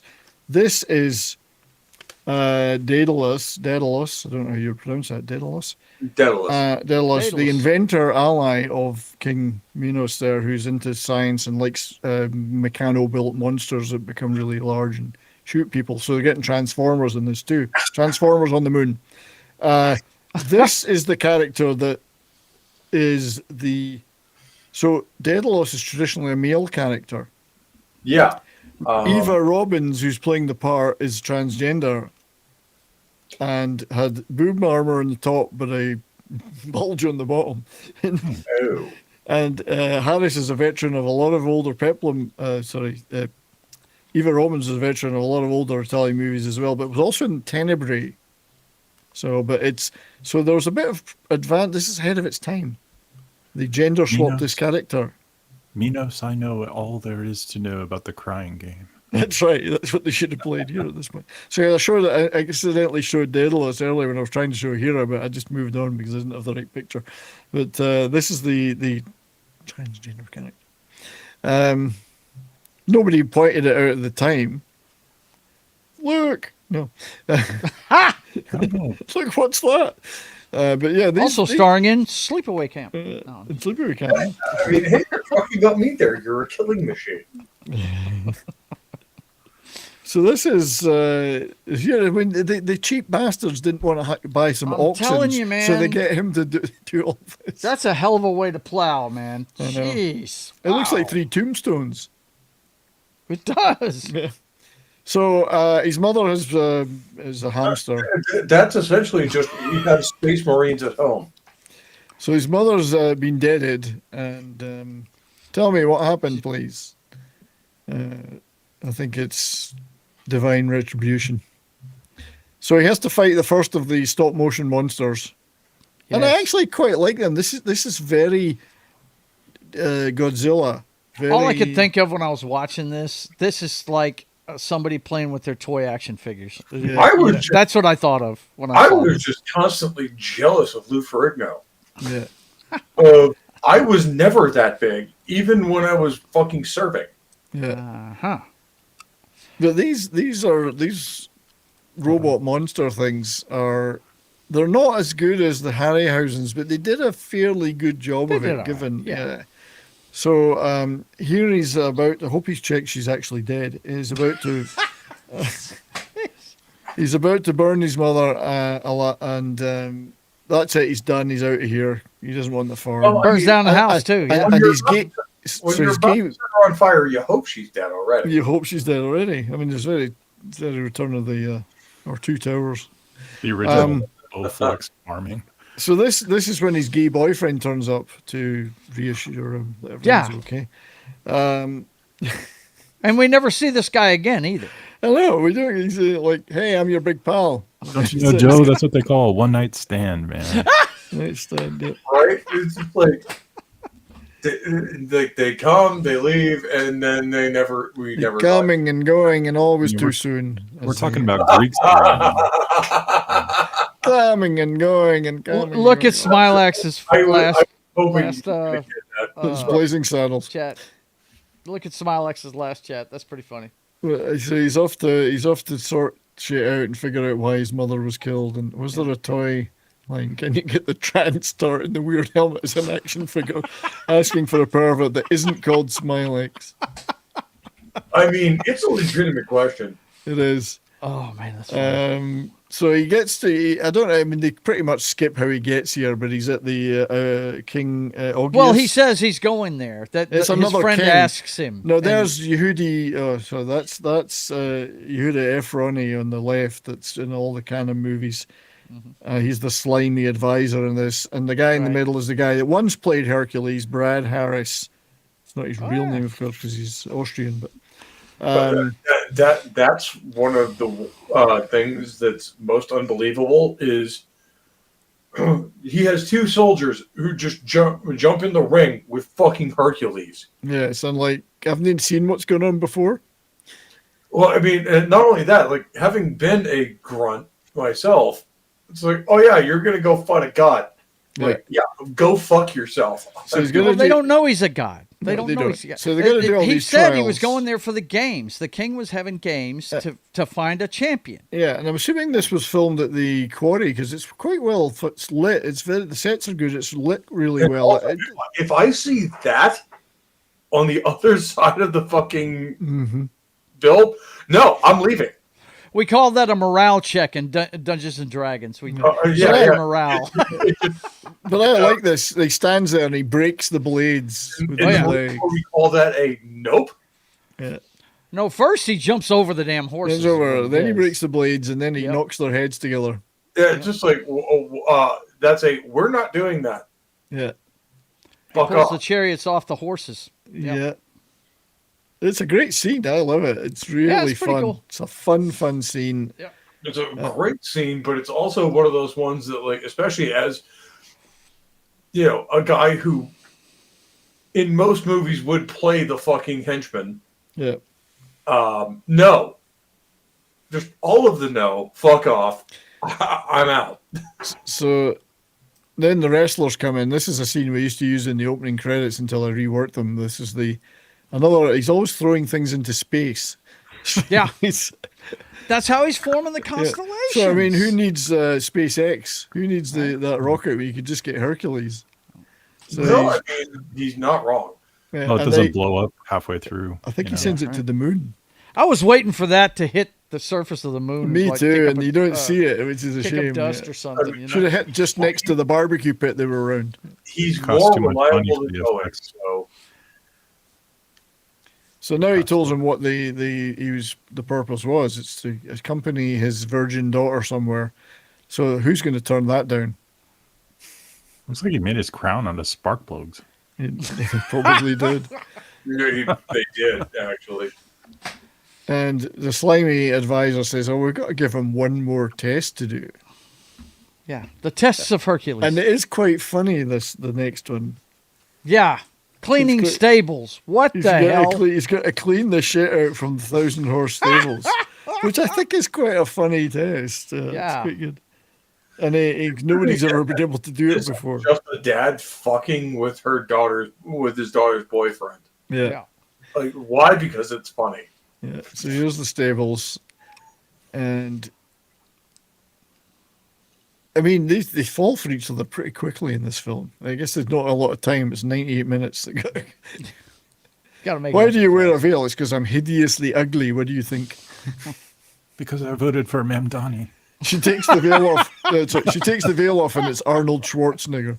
It's Pinkus Dickus and his lovely wife Incontinentia Buttocks. Have you met his wife? Doctor Who was being filmed in the other side of the quarry.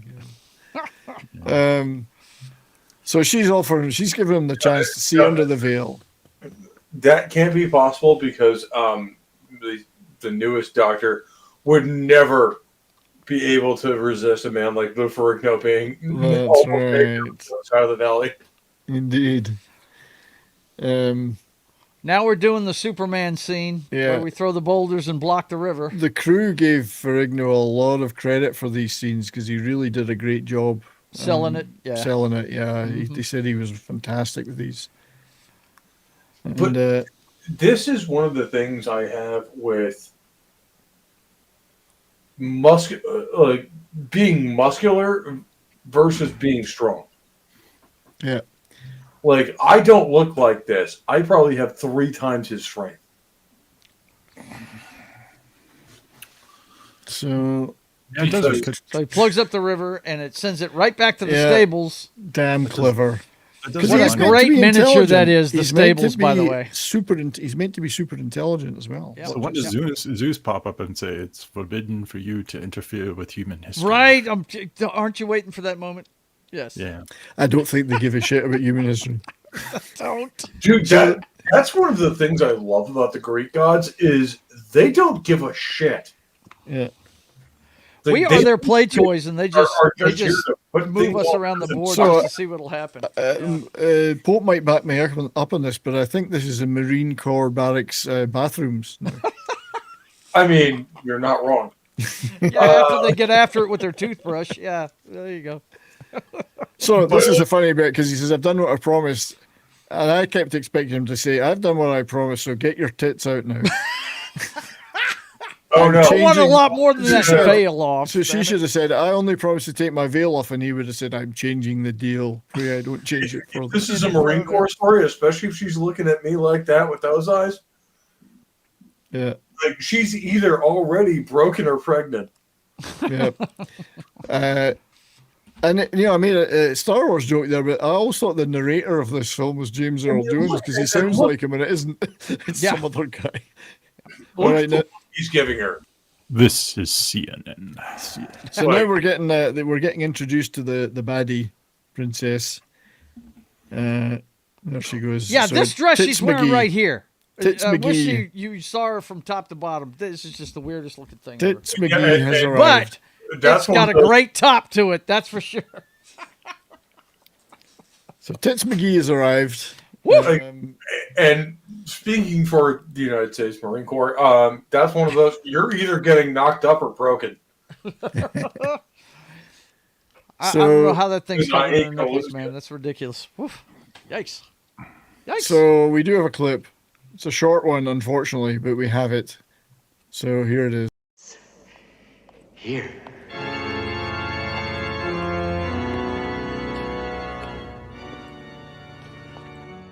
I love the church organ that plays. Right. It's like the Monty Python naked guy playing it. After this scene, a lot of those stables went to good use. They did. So, given that he's heavy, they're picking him up pretty easily. Yeah. Now, Oh my God. So there's a story here in that Ferrigno had to do virtually all of his own stunts. He didn't have a body double because nobody was big enough to do it. He didn't do the water stuff because he can't swim. He can't swim. But No. you know what I thought was funny about this scene? They took him out to the sea and dumped him in the sea. I was actually thinking to thinking myself, about why that's a Luke- really shallow sea. About why he can't swim. And it's actually hilarious is that he does not have enough body fat Yeah. to be Just able sinks. to float. He just sinks. Go ahead. Sorry. I'm not kidding. Like, he literally doesn't have enough body fat that he won't sink. I did not know that. So muscle is denser than fat. Yeah, no, it makes and sense. You have a certain body fat percentage. I think he just didn't like swimming. He didn't want to swim as a kid, and he just didn't get into it. And so they had to. That's the only time they use a body double in this entire movie. Well, I mean, the only reason I know that is some of our darker green Marines literally can't swim. Yeah. You know what's interesting, because they can't float. Brian, you know what's interesting is, you're talking about swimmers, but I know it's not Hercules, but the original Tarzan, Johnny Weissmuller, was an Olympic swimmer. That's right. Yeah. No, yeah. He was pretty big. Good shape. He was in great shape. Yeah. I love those. Anyways. Love those movies. It was one of those problems of just like, wait, what do you mean? Like, a tenth of our guys can't swim. Well, indeed, and you got to be able to swim in the Marines. Yeah, because if the ship gets hit, guess what? We're swimming to fucking shore. Yeah, so this was interesting stuff because he's very willing to give this old crone on this random island his blood. So, and when you see what happens, you think maybe Hercules missed an opportunity here. I got it right. If I was Hercules and I saw this happen when an old ugly chick sucked down some of my blood, I think I'd be, the next time you saw me about a year later, I'd be sitting on a stack of cash with a whole line of chicks lining up to get a piece of me, if you know what I'm saying. And here I was thinking I was going to be the most toxic thing on this. Wow. Somebody in the comments is asking if that's Nancy Pelosi. It's Nancy Pelosi. Yeah. Nancy Pelosi when she gets older. Right. So when she gets much older. Oh my God. I forgot to mention that we noticed in the stables of the 1,000 horses there wasn't a single horse. Where did the horses go? Do we just not see women this pretty anymore, or we do not? We do not see them. Is it just not in movies? Evolved to the point where women this hot don't? She's looking pretty good in this. Yeah. She looks pretty good. Circe. Circle. So she's got. Excuse me. Circle K. She's after her talisman, and he doesn't know if he can trust her or not, but she's. They work together, and turns out she's all right. Where did the horses go in the stables? There was supposed to be 1,000 horses. I didn't see a single horse. Me neither. Maybe they got cleared out by the river. The river swept them away. I saw a couple horse, but you're going to have to be more specific. So we should also point out, and I forgot to mention this earlier, that this movie likes to suggest that the constellations aren't the result of aeons old star patterns, but crap that Hercules got pissed off at and chucked into space. Yep. So that's where we get the constellations from. You're also not wrong. I've been saying it the whole show. Yep. I forgot to mention the bear with the mouth, the big bear, the mouth opened, and the real bear. That's from the movie Grizzly. They stole the footage from. From Grizzly. That doesn't surprise me at all. It's not the that first scene we just passed. Yeah. I thought that was funny as shit. That guy was sitting there going, "Could you make it grow just a little?" Well, that's right. And I just like to see it. I was like, "You are such a weirdo." I did write that down. I wrote down something. I'm super glad that we documented Earth's first space program. Yeah, but I did write down that Minos is obsessed with size, and he always wants to see it grow. So I've written that down here. Make it grow for me. That disturbs me on many levels. Make it grow for me.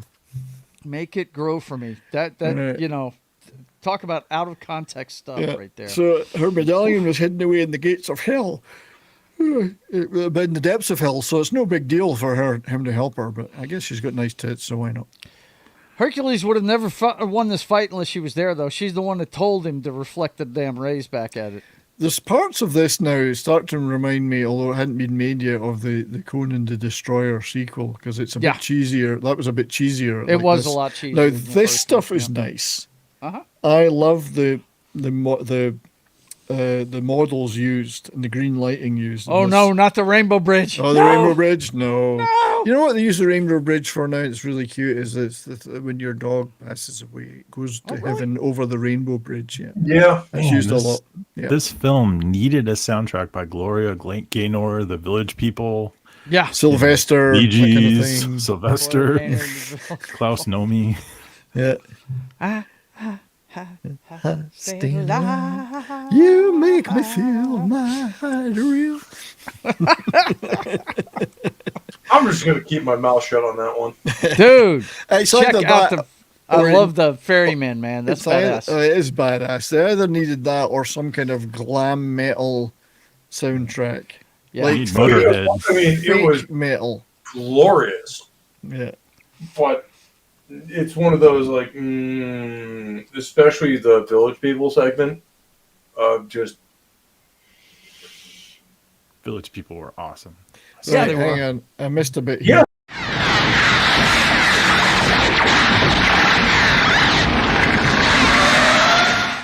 Just showing a bit of the stop motion stuff. Yes. I can only show the tiniest of clips, unfortunately. But Playset brought to you by Playmobil. There's the Eye of Sauron.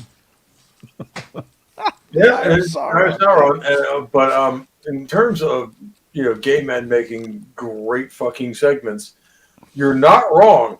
But I've also seen Flash Gordon, and Queen has a habit of just framing boobs perfectly. I mean, it's just the way that this film, like when Ferrigno walks in, you could just start blasting. Everybody wants to be a macho man. We'll live a life of freedom. Machos make a stand. I mean, and the bit in the water they could have in the Navy. Hey. Especially given they do talk about semen in that song, so especially given that this is the 250th anniversary of the United States Marine Corps. I feel almost compelled to make a Navy joke, but I would say I don't want to shit on our brothers. Yeah, the U.S. Marines, all the gayness of the Navy without the fashion sense. There you go. There it is, right there. Actually, I think I said it on Gary's stream this morning. The most homoerotic straight men you've ever met. That's right. Yeah. Yep. So he's touching the giant glowing egg, and I forgot when he met her when she was the old crow, and she says, "I'll take you to my house," and he went in. I wrote down here, "You live in a house of styrofoam." Yeah, right. Yeah. Hey, you're supposed to take me here. You can't have this until you tell me what you're going to do. Yeah. I make these notes, and then I missed the joke. So the bit where she's the old hag, Yeah. And then she changes into the young woman. They should have had a line after that. He says, "I wish I'd waited until now to sleep with you." This is what's insane about this is, by the way, this is in the 1980s. This man is 6'5". I know. But I was born in '87. I'm 6'2". yeah. And I'm bigger than normal and a United States Marine. I've never looked like that. No. Well, but then he's worked at it all his life. Of course, you since weren't he took up juicing like bodybuilding. he was either. I don't think bro. you were So- pumping Andavar every night. Yeah, you're not doing anabolics either, you know. So, That is very kind of you guys to assume. So I also missed the point where he delivers the talisman to her. He should have said, "Right, I've given you the talisman. Get your tits out." He's missing all the opportunities. He's a terrible negotiator, Hercules. So now is the most progressive moment of the entire movie. We have a black African king being carried around by a bunch of gay white men. With his wife. with this. So who's got the small promontory and who's going to open the channel? Is that Cory Booker? It could be Cory Booker. Oh my god, I would get canceled for saying any of the things that are running through my head. Right. That's funny. Apparently I've got 158 people watching on Twitter. I don't know if that's true or not. But No, you do. Who knows welcome on to Twitter? you if you are. I'm really pleased you're watching. I've been pumping you up, Brian. Hit the heart button there. Yeah. And it's still the dude bro. Ignore me entirely. I am going to be an entirely new monstrosity. And Dude Bro Seth is holding the fort down on Rumble. And we're getting lots of great chat from the usual crew on YouTube. Thank you all for being here. I know it's we're small in number, but beautifully put together. Join us. Join us. So he's about to separate the continents. He's creating Africa and Europe, separating them. Yeah. The Pillars of Hercules. Yeah. Let my DEI people go. Yeah. So this again, the old married couple are squabbling. And he says, "Leave my boy toy alone." Culture Casino as moment. Culture Casino. That is pretty spot on, man. It is. That's Culture Casino. Or Slarty Bartfast from Hitchhiker's Guide to the Galaxy. Yeah, we had a crazy day in politics today. Yeah. He's a good guy. I like Culture. Yeah, so here he is about to, look, he's just stuck that knob right in his groin there. Insert here. Insert here. And Insert knob here. You know what? I'm going to bring out my old New England accent. Like, look, they just don't like the darkies. So they got to get to where the bad guys hang out. Yes. What's the name of it? Thebes? No, I don't know. What's it? Thebes is where the story Thebes. started. I don't know if that's where they're at the end of it. It He could really be. likes filling up Because the walls, whole point was he was supposed to become the king I of think Thebes. he's going right? to Thebes. He's trying to get to Thebes to rescue Cassiopeia. Right.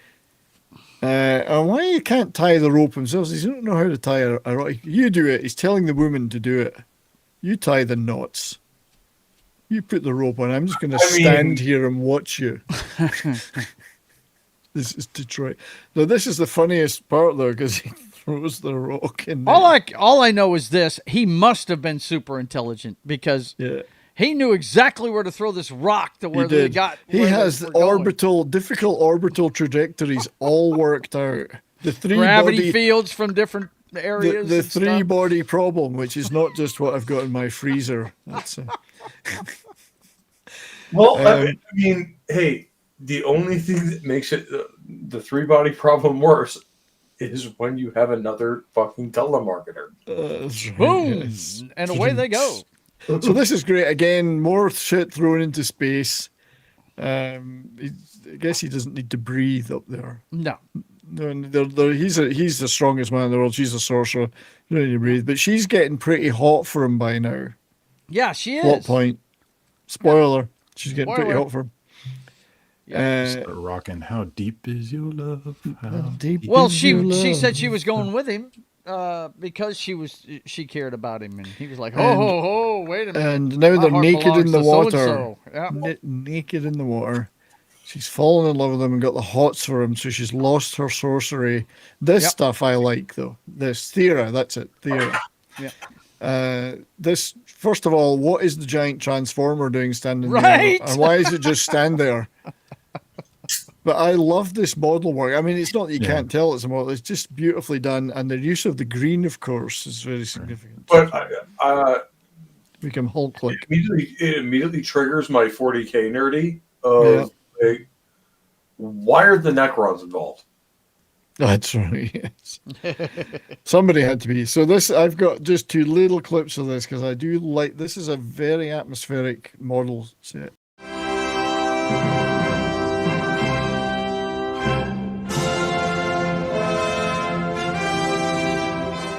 It made it to space Egypt.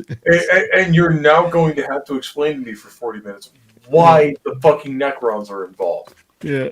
Well, this reminds me of like an Iron Maiden cover. It does, doesn't it? Yep. Just need that skeleton guy. Do we want to go down that road? No. Well, an Iron Maiden soundtrack might have worked, but not an Iron Maiden soundtrack in '83. Actually, it might have. Yeah. So hang on, I got another bit of this.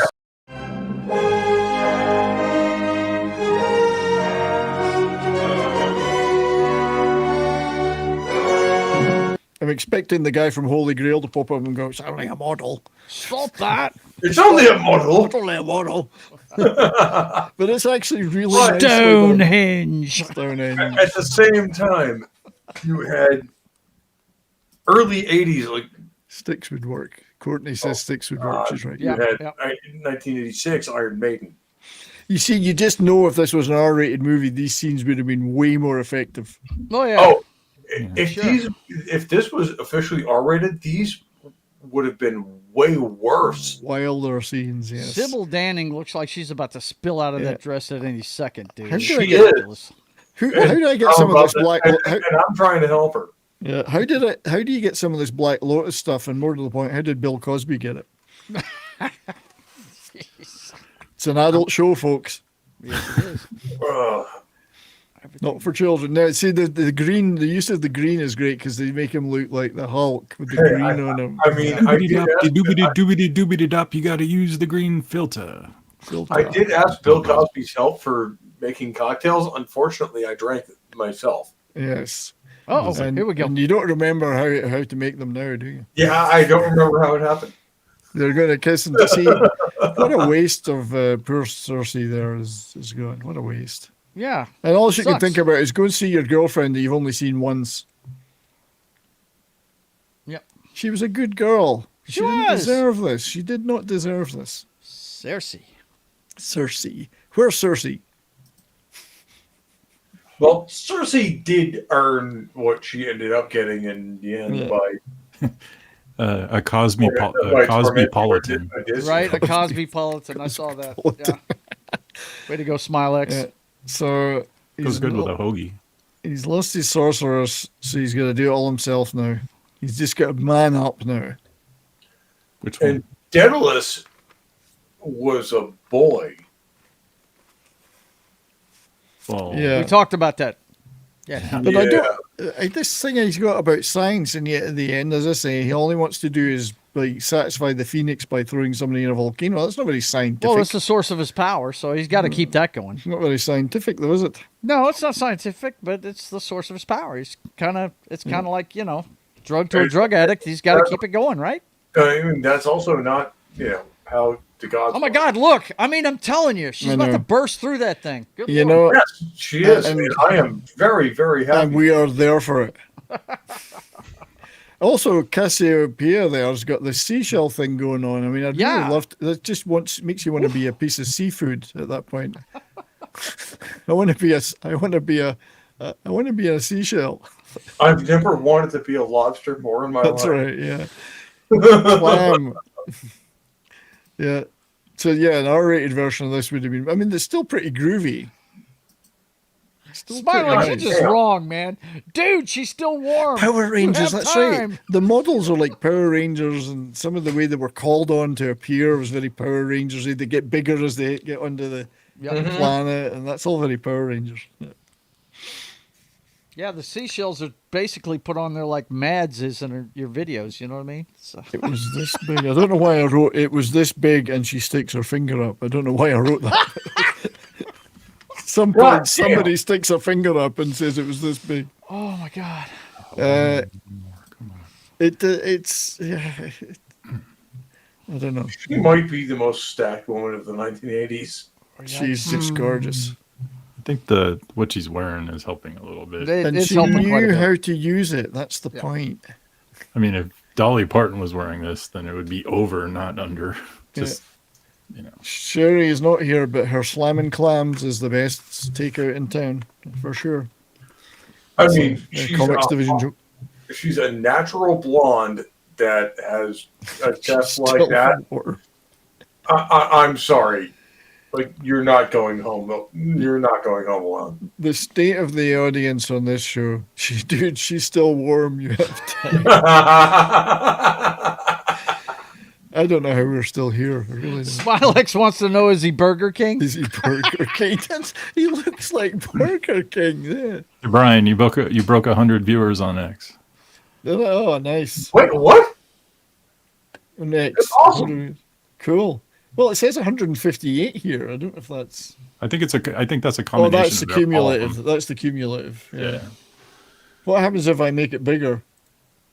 Oh, there we go. Does it say how many I've got? Well, thank you to 100 people for being watching us on X. I've never known that whether anybody was ever watching on there or not, but we broadcast there all the time, so that's pretty cool. What's funny is the most popular appearances I have on X are after I got banned. Well, exactly, yes. Again, after you got banned again. Again, yeah. I'm just looking at the, I mean, it says live on X, and it does have my own stream in the bar that says live on X. So I wonder if that means it's just because it's me and I can see it myself, or I whether can see it too. I mean, it says live 103 views. Yeah, it's over 104 now. Because I know there's a bunch of half-naked women in this movie. That's true. They're not watching us. But she's not a small woman. Like, she's probably what, 5'7", 5'8"? Could be. Sybil Danning, she's 5'7". Yeah, and you look at her next to Lou Ferrigno. Yeah. And he is just a fucking golem of a human being. Seashells. Seashells, yes. I'd like to be the dresser on that movie that has to stick the seashells on. Well, Make sure they're properly fixed. He's probably a gay man, Brian. Yeah. Well, it will be an Italian dresser. On purpose. Yeah. That's the old joke. I've told this joke before, but you know the movie What's New Pussycat? Peter O'Toole and Woody Allen. So they're sitting at a cafe, and Peter O'Toole's asking Woody Allen about his new job. He says, "Yeah, I got a job down at the strip bar, the burlesque house or whatever, as a dresser." And he says, "Oh, what's the money like?" He says, "It's only $50 a week. I have to pay them $50 a week. It's not too bad." So he's paying them to work there. It's only $50, but that's all I could afford. That's the line in the movie. I mean, I want to make a joke about Woody Allen, but I'm not. I know, sure but it's still a funny joke. It's one of his earlier movies, but it's a funny joke. It's one of those ones I want to say something, but I'm not. Well, no, but let's just savor the joke that was in that movie. Yeah. That's it. Right. Yeah. It has really good sets. Yeah, it's pretty good. It does. I do like the sword.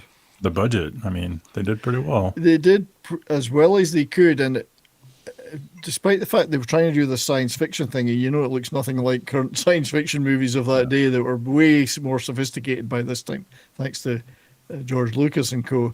But they did their best with it, and I think some of that kind of older-fashioned look works quite well. Yeah. And I only have to say one thing about science fiction movies of this era. Hawkmen, dive! That's right. Yeah, and off they go down into the. Gordon's alive. Hang on, I've got an audio clip from God, I love Brian Blessed.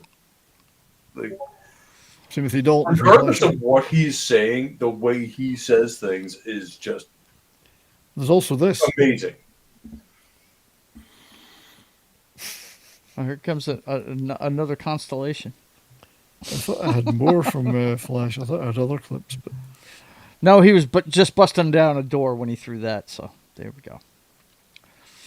Like, oh man, and he's getting manhandled by the king and his science fiction sword. And I wanted to say this, like, it's like, oh, I'm going to stop this man. Okay, cool. Which shotgun are you going to use? Yeah. Now, to be fair, the actor that's fighting him did play Hercules as well once. Although he's an older guy, he's not built like him, but he's a little taller as well, I think. But I mean, 6'5", 280. You're going to need a 12 gauge. But at least. As I was saying, I think at the beginning of the movie, he wants to sacrifice a virgin. Well, Hercules is right there. Just shove him in. He's a virgin. There you go. He's a virgin. One But, thing I about mean, the cocaine must have been amazing. You can empty a magazine for If it's an Italian film, these women don't shave. That's right. Well, I mean, he's not wrong. Alexia is killing me. You could literally So empty a magazine from a 45 into the chest of one of these characters, and it's probably not going to kill him. Well, you know. But anyway, yeah, the sets look pretty good. It's I thought it was a rather confused motivation for in the ending, but it's a fight. What does it matter? You know, save girl, fight bad guy, set explodes. That's what you want. Save girl. Yeah. Set explode the set. Explode Done. the miniatures of the set. Yes. Hey, don't explode. Now this part There's coming up not is the enough best hundreds special of them that effect I in the haven't show. painted Well, yet. one at a time, guys. Hang on. Sorry. Oh, look, this is my favorite shot. I like that shot. Don't explode Side the boob. miniatures. I have hundreds of them that I haven't painted yet. I'm getting to it. All right. Yeah. Side boob. Sorry, Joe, what were you saying? This right here, what just happened is the best best special effects of the show, where he throws the sword. Oh, and it right, yeah. goes into her stomach. Yep. I gotta go, Brian. It's 6 Oh, o'clock. yeah, no, mate. Well, we're redirecting to you. It's Mass Effect night on Joe's channel. We will see you then at 6:30, boys and girls. So thanks Hasta for la being here. pasta. Hang on. I'm going to show off your T-shirt. That's right. I got the Cannon Film Cool. T-shirt I today. still can't believe Thank that you I very don't much, have one Brian. yet. No problem. See you later, Joe. Thanks for your Take support, care. Joe. You See you, guys be buddy. good. And Considering- happy birthday to the Marine Go check Corps. Joe out later in the show. We'll be redirecting at the end. Bye. Bye. You can go back to his toy boy in the village. So maybe he's not a virgin. But yeah, so they've killed everybody that needs to be killed. The place is burning to the ground, and everyone's going to live happily ever after in space.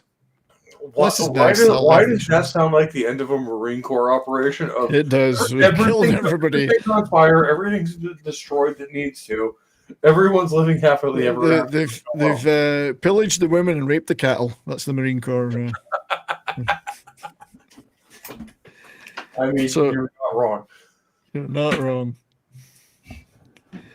Anyway, it's and they do this weird quantum leap thing at the end, and they become the constellations that they were always meant to be. So there it was.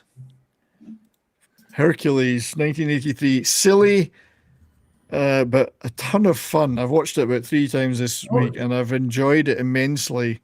Well, it's my first introduction to Hercules as a historical character was Kevin Sorbo with yes. the Hercules series. But I did see a lot of the old Italian ones on TV back in the 60s and 70s. I didn't see them as a kid. I only ever really understood it as Kevin Sorbo. Sorry. Because I grew up in the 90s. Well, indeed. Holy shit, did he do a good job of this? He did. Soul Assassin saying, don't forget they fist fought a tyrannical dictator. Basic Marine move. Yeah. Yeah. I mean, the fact that he's 3 inches and 60 pounds heavier than me. So as Smilex says, that was an incredible documentary we just watched. Like, it was all true. Legit. Courtney's got to go. Cheers, Courtney. For those of you who want me to fight Hercules, I've met Lou Ferrigno. Yeah. And yes, he's in his 60s. I still don't want to fuck with that man. Because he's still probably 50 pounds heavier. That's what his boyfriend said. Hercules, not Lou Ferrigno. Anyway, we do have to wrap up. That's the end of another exciting Canon Film Club. Yeah, and we're going to be starting another stream over on my channel. Indeed. Happy birthday to the Marine Corps. Are you planning to go for quite a while? Yeah. At least 2 hours. All right. Well, I got to go and do sort of domestic stuff and walk the dog and eat, but I'll hopefully get back in before the end. Yeah. And if you'll accept Air Force people. Well, I mean, we've turned close air support into an art form, so why there you go. There you go. So it's on Rumble or is it on YouTube? It's going to be on YouTube for the first time in 2 years. So D-Buds dropped the links to both Rumble and YouTube for Pope. So go over, check Pope out for celebrating the Marines' 250th birthday. And thank you for being here, mate. It's always fun to be on the show. And even though I was only away for a brief time, I missed it. Feels like you never left. It's great, mate. It's fantastic. Well, is that the Scottish way of saying, how can I miss you if you won't go away? Something like that. No, I was being serious, but yes, that would work too. No, it's good to have you back, mate. And that was fun. Canon Film Club is always a good laugh. We've got more of those lined up, definitely coming. Tim was saying we do his birthday in January. We should do Alien from LA on that one. And I know Courtney wants to do Barfly, so two slightly different movies. I want to do Alien. Well, Alien, but that'll come. I'm trying to do more obscure stuff, but we'll see. Dr. Michael Jones, thank you for being here. Always. Would you like to plug something, my friend? Yeah, we have X tonight. It's a show I started a week ago on X, 5:30. I usually go about an hour. Yesterday, I kind of had a fun broadcast, just ranting and talking about random stuff because I do politics Monday through Friday, sometimes Saturday, but Sunday is like a fun day where I just talk about stuff that I was listening. Indeed. And so today we're back to politics. We're going to spend about 50 minutes on that and then 10 minutes on Monday Night Football. But I've enjoyed it. It's weird talking to yourself. And I know you've done videos where you basically go over stuff and albums, and it does take some getting used to. Hope does it too. Yeah, just to yourself, and it gets easier with time. You get there, yeah. I definitely feel like doing the show has actually helped me go on your broadcast and just kind of like get to the point. And you're doing a great job, mate, and keep it up. If you run a football podcast, well, it's especially funny given that I'm a Red Sox fan. Remember that. Mm-hmm. Well, nobody's perfect. We spent until 2004, we were one of God's most pathetic creatures. We hadn't won a World Series in 86 years. Yeah, that's a little long. A lot of people have been born, raised, and died in that time. Yep. And that was actually one of the most wholesome things about that whole evolution is we won the World Series and people went to their grandparents' graves. Yeah. And we're putting Red Sox hats on them. Indeed. So just to wrap up, though, because I do have to go, thank you to everybody watching on Twitter. It seems like there's a lot of people. It's great. Come back next time and we'll have some more fun. Thank you to DudeBroSef420 for keeping things alive on Rumble there, and anyone else who was watching. Thanks to the mods. Do you have plans for next week? D. Bud Martin. We're getting there. D. All Bird right. Martin. It's an art Sorry. form. You gotta let me Sorry, flow. man. You gotta let me go. Okay. D. Bird Martin, Davina, anyone else that was modding, thank you all for doing that. Posting all the links and all that good stuff. And thanks to everyone for being such a fun chat as usual and supporting the show and being here. And thanks to Christian for the super chat. You've all done marvelously. And I appreciate it very much. As for me, next week, I think we'll just do a gaming stream again. I'm just trying to do it every second week. I'm doing that because I don't have the resources or time to do a heavy prep show every week. So every 2 weeks we're doing that. And I'm considering what we're going to do in 2 weeks' time. I haven't made my mind up yet. You know what show I think we should do, and I think you'll enjoy it as much as I do, is The Last Starfighter. Well, that too has been on the list for a long frickin' time, and I was thinking of doing a science fiction-y thing, so that might work. Oh, so shit. I'll let you Let's know. do Caligula, man. That's going to happen one day too, but I think The Last Starfighter might well be a good choice for 2 weeks from now. So let me think on that one. Thanks for suggesting that, Pope. And as Davina said, I would like to say, being a Canadian and a Brit, and all that, is happy Remembrance Day tomorrow, or Veterans Day.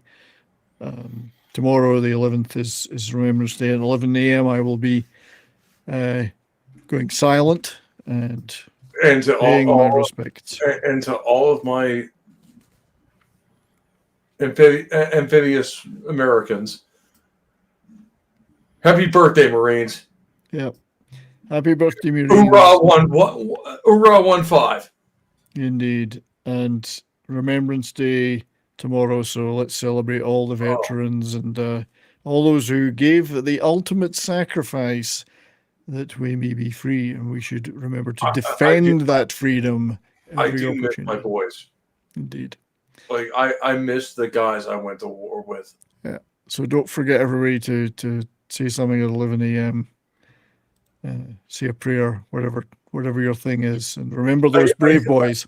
I think that is the biggest tragedy, and I want to do a diary of that last Canadian corporal who died on 10:58 a.m. on November 11th, 1918. I know, it's dreadful, isn't it? What a shame. Such a shame. But I want to do a workup on him. Total tragedy. He's the last man. He's the last man who died. So do got to wrap up, Pope, unfortunately. Sorry. Yep. But yeah, thanks again, everybody. Have a great rest of your week. Obviously, check the community post page for future plans. As I say, next week's probably just going to be Baldur's Gate 3 gaming again, which we have fun just chatting and playing. So we'll see you in that, and see you in lots of other things during the week, I'm sure. So till then, stay well. Don't forget to eat your meals and live your best life.